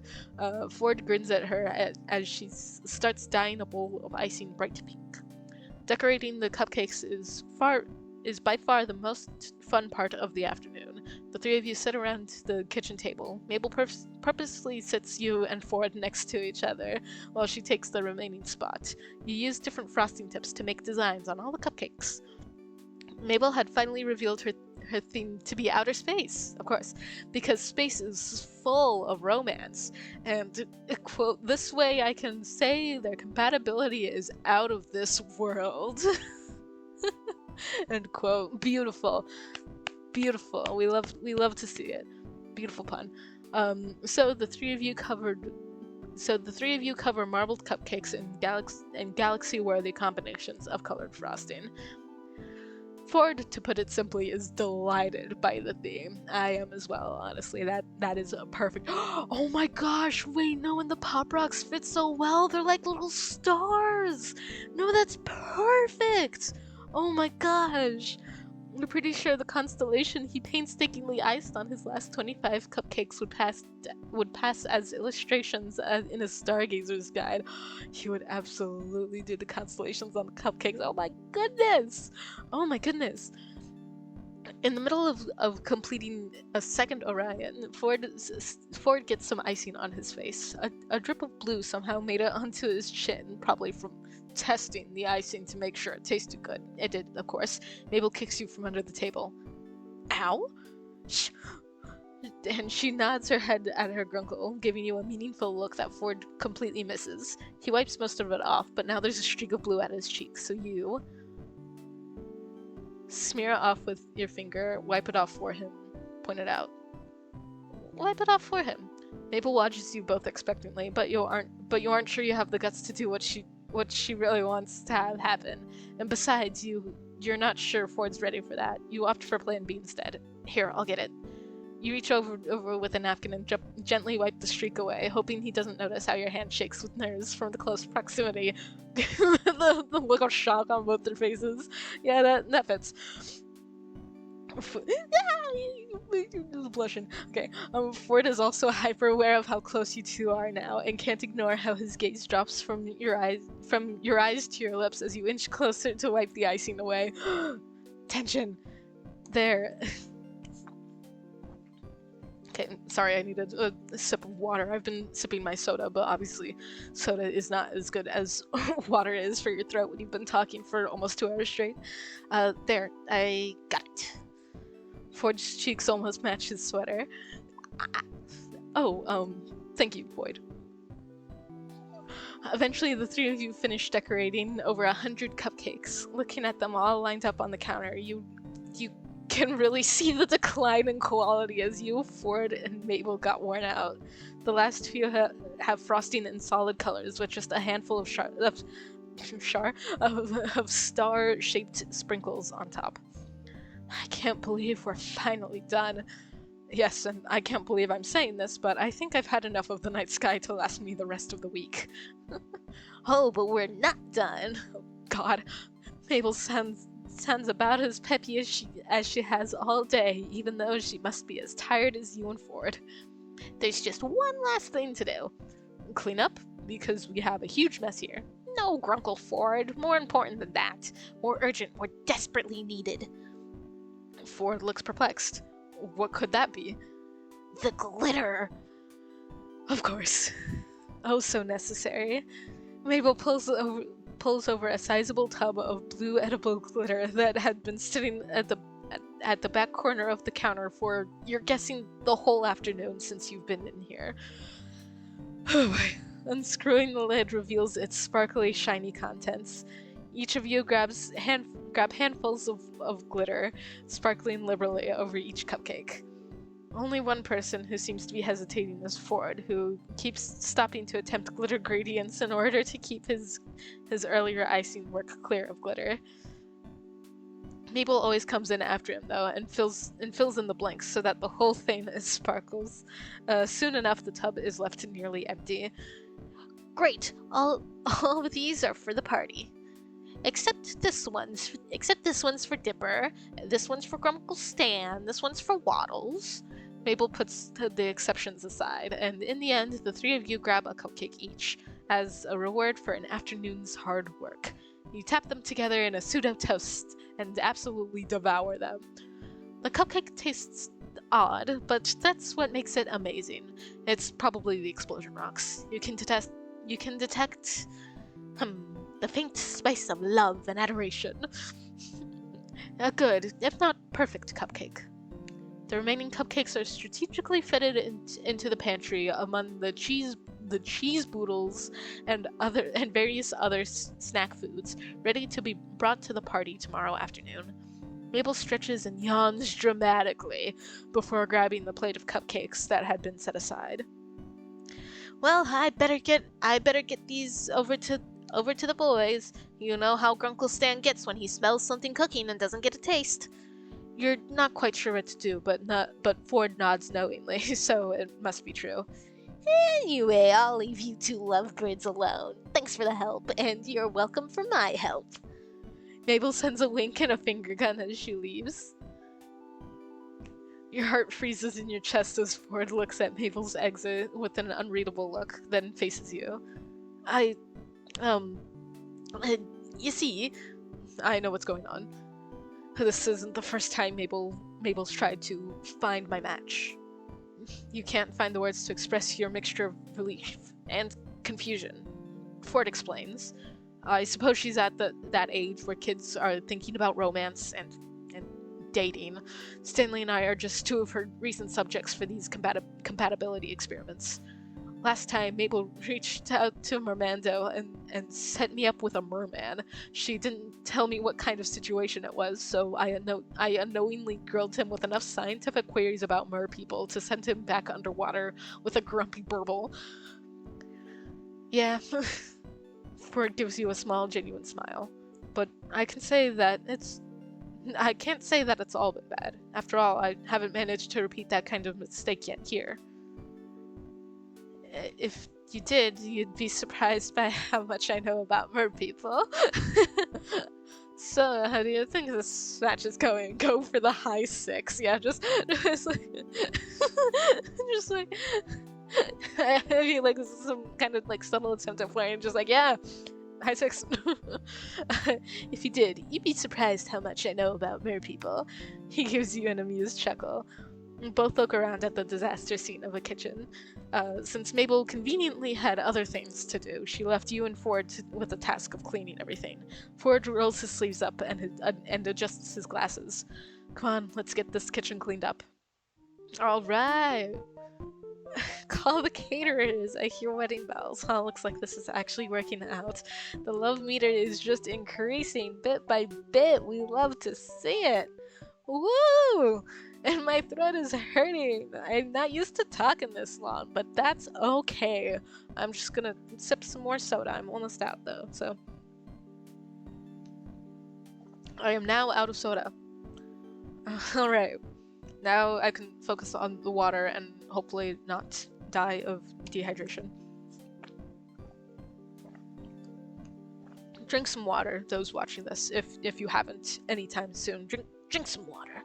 That's very important. Do that right now. Right now. Right now. Okay. Got the water? Good. You don't think you've been more nervous in your life. Mabel came with you yesterday when you went shopping for extra clothes, since Stan's mechanic skills left your car still being worked on, and you realized you needed more clothes than you packed. However, she managed to sneak in a relatively fancy set of clothes to add to your pile of summer-appropriate clothing, and she flourishes them in your direction with a wide, brace-faced grin. Ta-da! For tonight! For tonight. You stare at the fancy outfit like it's going to jump out of Mabel's hands and attack you. Mabel, are you sure Ford agreed to this? Of course he did. I asked him and everything.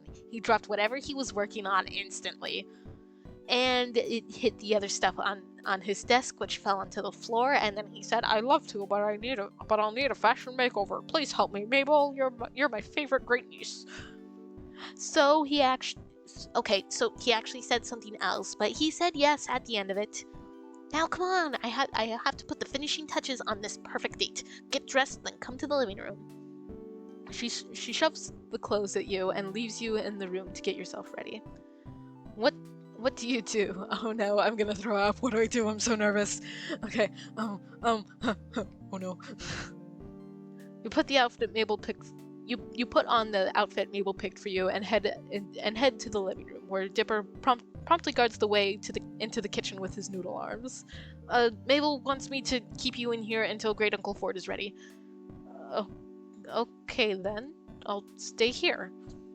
You take a seat in Stan's recliner, trying to look relaxed and composed, but your shaking hands give you away to Dipper, who's reading in front of the door. You look nice. I know Mabel picked it. I kind of helped, but it's nice. He's trying to distract you. Sweet kid. You smile at him. He smiles back before returning to his book, The Field Guide to Bigfoot. Of course. Void, you can come in now. You jolt to your feet, hard in your throat. What do you do? Dipper, what do I do? Here goes nothing. Got any advice, Dipper? Got any advice, Dipper? Dipper stands up and awkwardly pats your hand. Just be yourself, Wood. Great Uncle Ford likes you. I can tell. Trust me. Oh, shucks. He gently shoves you towards the kitchen door. It looms in front of you menacingly. Now go get him, Tiger. Is that weird to say? Good luck out there dating my great uncle. Gross. Anyway. With surprising strength, Dipper pushes you through the door as Mabel opens it, and you stumble into the kitchen, look up, and... oh god.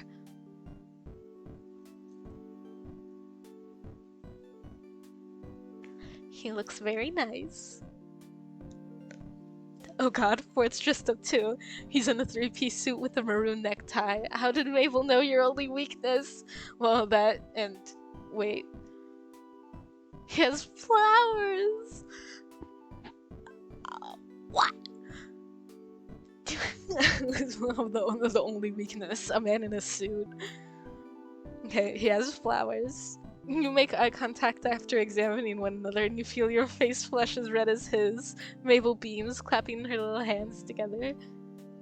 Yay! Now it's the moment we've all been waiting for. The Mabel certified dinner date of dreams. I knew Grunkle Ford would be hopeless on a romantic dinner date on his own, so I'm here to make this one perfect. Great. Great to have faith in your Grunkle, Mabel. You only now notice that she's wearing a bright pink apron and that something smells very burnt. Oh no. Mabel. Dipper pushes you further into the kitchen, and Mabel shoves Ford forward, and the two of you stumble, almost into colliding with one another. Ford straightens up and clears his throat. His face is as red as his tie. Well, these are for you, Void. You take a closer look at the bouquet and discover that a third of the bouquet are real flowers. They look to have been picked from outside the shack. Another third are pipe cleaner flowers with glittery petals, and another third are origami lilies. Aww. Judging by both Ford and Dipper's paper cuts and Mabel's sparkly, sticky fingers, they collaborated to make your bouquet themselves. That's so sweet! Oh my goodness! Origami flowers are so cool. I've always wanted to try and make some, but I just haven't gotten around to it. Oh, that's lovely. This is the cutest thing you've ever seen in your life. Seriously. I didn't know you folded origami. How many paper cuts did you guys get from these? These look questionable. I didn't know you folded origami. Oh, well, yes, a little. Dipper made a majority of the flowers, but he needed help curling the lily petals. That was my contribution. Grunkle Ford, you did way more than that. You picked the colored paper that the lilies were going to be too. They're red, of course, from your limited knowledge of color symbolism. The message is clearly sent across, and you flush as scarlet as the lilies. Thank you, Ford. They're beautiful. Well, I'm glad you like them, Void. Ford smiles at you. You attempt to smile back, but you're too flustered to really make the expression. Hopefully he understands what you mean.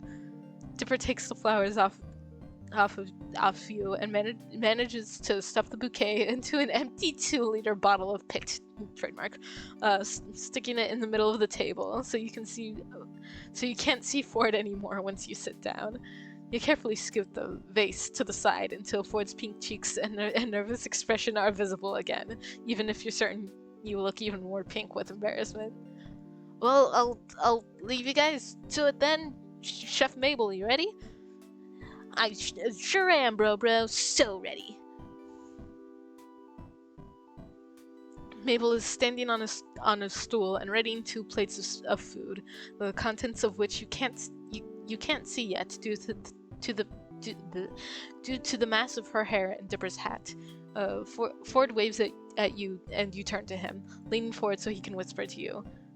Do you have any idea what's going on over there? They're obviously planning to poison us with their spaghetti.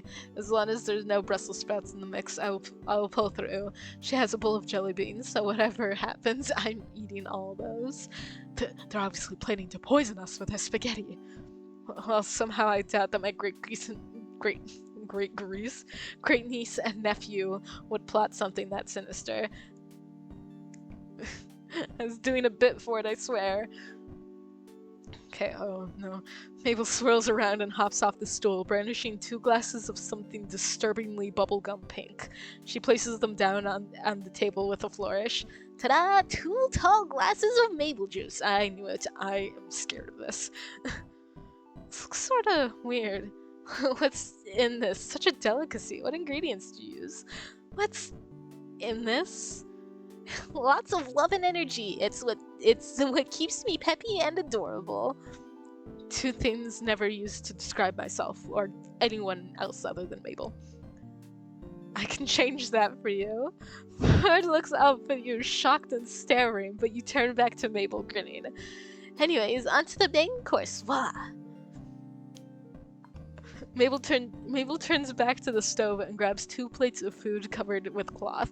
She places one in front of Ford and one in front of you, before stretching across the table and pulling both cloths off the plate at once.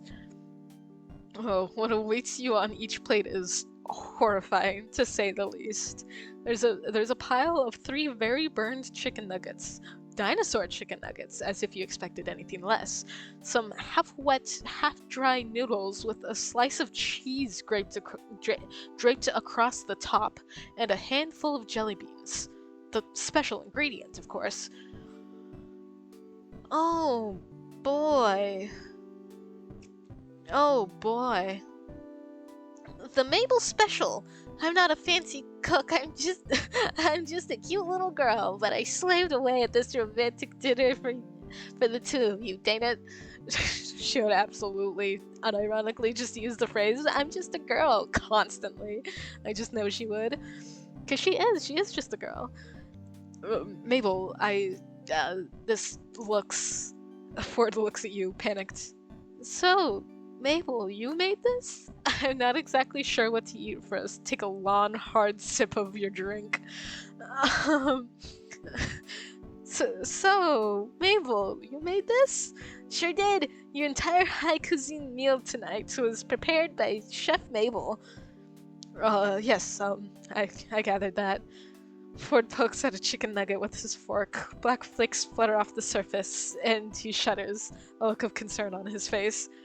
You and Ford dig into the jelly beans, going as far as to try and spear them with your forks to play the part of high cuisine dinner.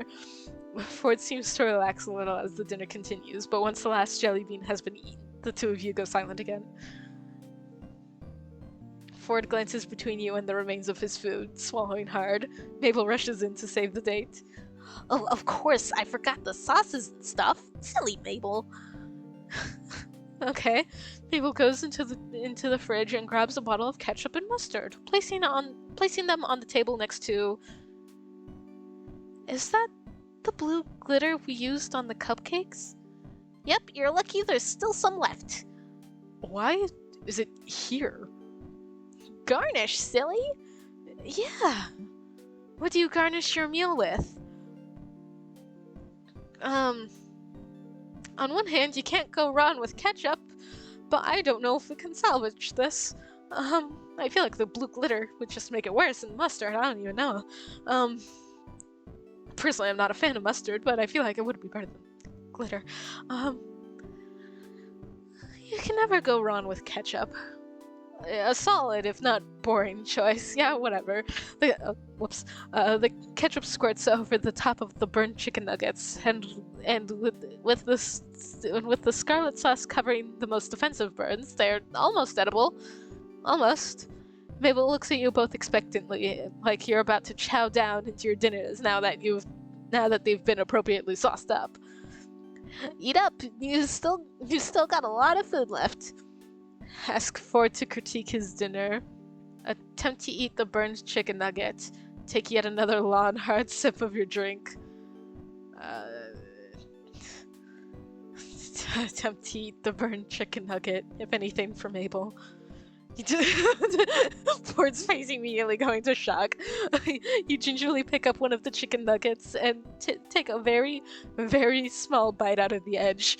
It's crispy and burnt, but edible to some extent. You swallow your bite and quickly take a sip of your drink. Ford stares at you in total awe, like you just defeated a gremlin with one punch.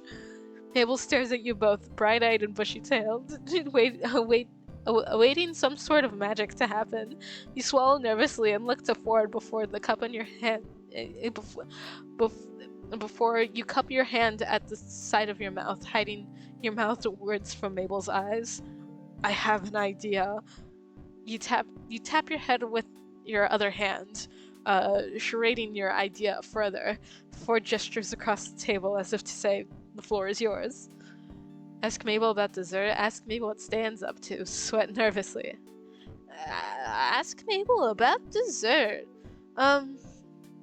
Mabel, what do you have planned for dessert? At this classy establishment, there must be some sweet treats up for grabs. Huh? Oh, yeah, I think Dipper was gonna help me with those. Dipper? Mabel hops down from her stool and snaps her fingers at the two of you. No canoodling while I'm gone, okay? Oh my gosh. Yeah, me too, Ford. Goodness. She leaves you both red-faced and staring as she skips out at the door. Ford turns to you, smiling nervously. Void, I know Mabel is trying her best, but I'm not accustomed to the dating game, as Stan calls it. For the first time in a while, I don't know what to do. Yeah, no, you and me both, Ford. You and me both. I'm not a dating kind of guy. Only in fiction. Only in fiction. This is new for me too. Do you? You stop thinking for a moment. Dipper told you something earlier that day. An idea in case the Mabel certified first date of dreams went awry. You suppose this is the perfect moment to enact Plan B. Alright, but we gotta act fast. Watch my movements. You pick up your plate and struggle not to laugh as Ford mimics you almost perfectly. You shovel the contents of your dinner into Waddle's mouth. The piglet chews, swallows, and nuzzles your leg. Really? According to Dipper, Waddles will eat anything. You give him yours too. That way it looks like we ate. You hear footsteps thudding down the hallway. Mabel's on her way back. And quick! You gently push Waddle towards Ford, who quickly feeds him the rest of the dinner. Waddle snorts happily at the two of you before settling between your feet, content and full. And I'm back. Hey, you guys were just kidding. You guys were just kidding around. What did you think of the dinner? Hang on, my ear is itchy. How's the ear? That has the headphone on it. Anyway, okay. Good. How was the dinner? Waddle's burps. Perfect. Absolutely delicious, Mabel. You're quite the chef, you know. Mabel beams happily at you both. Hang on, I have to fix my hair now, because my headset is making it wonky. My ear is itchy again, too. No! Everything's going wrong. The perfect date is being messed up by itchy ears and messed up hair. Okay. Also, Mabel, can we take dessert to go? I want to take Ford somewhere on this date. Ford flushes scarlet at that. Mabel looks between the two of you and nods, waggling her brows at you. You sly dog, of course! With a popsicle each, you lead Ford away from the shack, away from town, and up a hill. Where are we going? Oh, this is it, but you point upwards with your popsicle, and... Oh my god! The background's animated. Holy shit! Holy shit! Oh my gosh! I remember I saw like shooting stars and stuff for the first time like on the 4th of July this year, because I went to like a party with a friend and we were just chilling on the host rooftop with all the people there, and like in between fireworks we saw like a shooting star. There were like at least 2 of them, but they're so cool. A meteor shower. The timing almost seemed too perfect. I didn't want to miss out on seeing it with you. Oh my gosh. Oh my gosh. I thought this couldn't get any more perfect, and it did. You both blush as you sit down, shoulder to shoulder. I'm surprised you weren't looking into meteor showers, Void. They're fucking cool, though! Well, after our last time searching for anomalies, I got curious about other celestial stuff. Also, Dipper told me about it. Plan B. Ford laughs. That kid's bright. The twins are both very smart, and very close for siblings. Ford pauses, and it's obvious there's something on his mind. What do you mean for siblings? I don't have a twin, but I do have a brother, and I do know what he means. They are pretty close for siblings. They are pretty cute. Ford turns to you, his mouth open as if he wants to say more, but he closes it. I'm surprised at how close they are. Practically inseparable. Stan and I were never like that. You seem like that now. What happened? Well, we were very close. Best friends. But once we got to high school, things changed. You realize that Ford's hand is resting a few inches from yours. Casually, so casually that you're almost casual Fridays themselves. You scoot your hand closer to his, still too nervous to take it for yourself. Did what did Stan do? Wow. Did something happen? Well, yes, something happened. Ford sighs, leaning back on his palms. He notices your hand near his, thinks for a moment, but decides to keep talking instead. Stan and I had plans since we were children.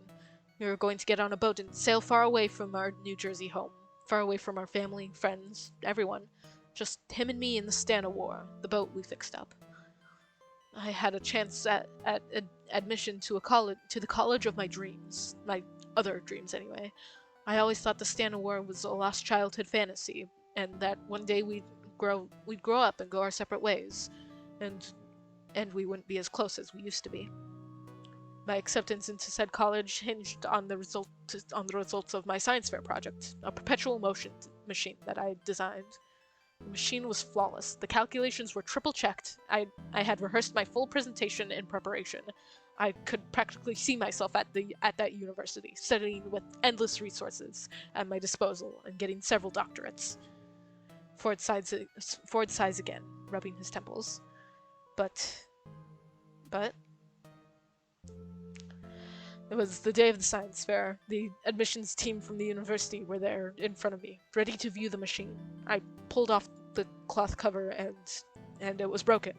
My entire future was ruined. Oh, Ford. A perpetual motion has one job, not to stop.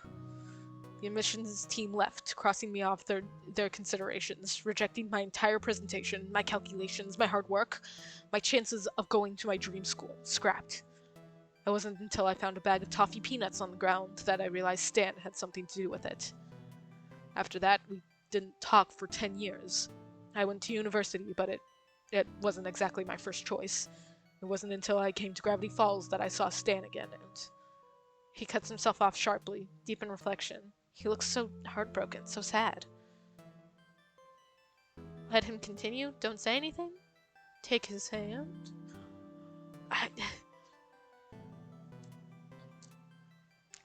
I kind of want to do this, but I don't want to seem too forward or anything. I don't know how these things work. I'm just gonna. But it could be like an act of reassurance, and yeah. You gently rest your hand atop of his. He glances down at your touch, but doesn't take his hand away. Rather, he slowly twists his wrists and intertwines your fingers with his. Holy shit! You don't have. Okay, you don't have to keep going if it hurts. No, I'm fine. It has been good. It has been good to talk about it in retrospect. Ford sucks in a deep breath. We fought. I hurt him. It wasn't on purpose, but I still hurt him. Then an accident happened, and I lost him again. I didn't see him for another 30 years after that. You're tempted to pry, to ask what the accident was, but Ford seemed finished with his story. He swallows nervously, awaiting the response. I'm sure everything's better now, though. Better now, right? It wasn't your fault. People change.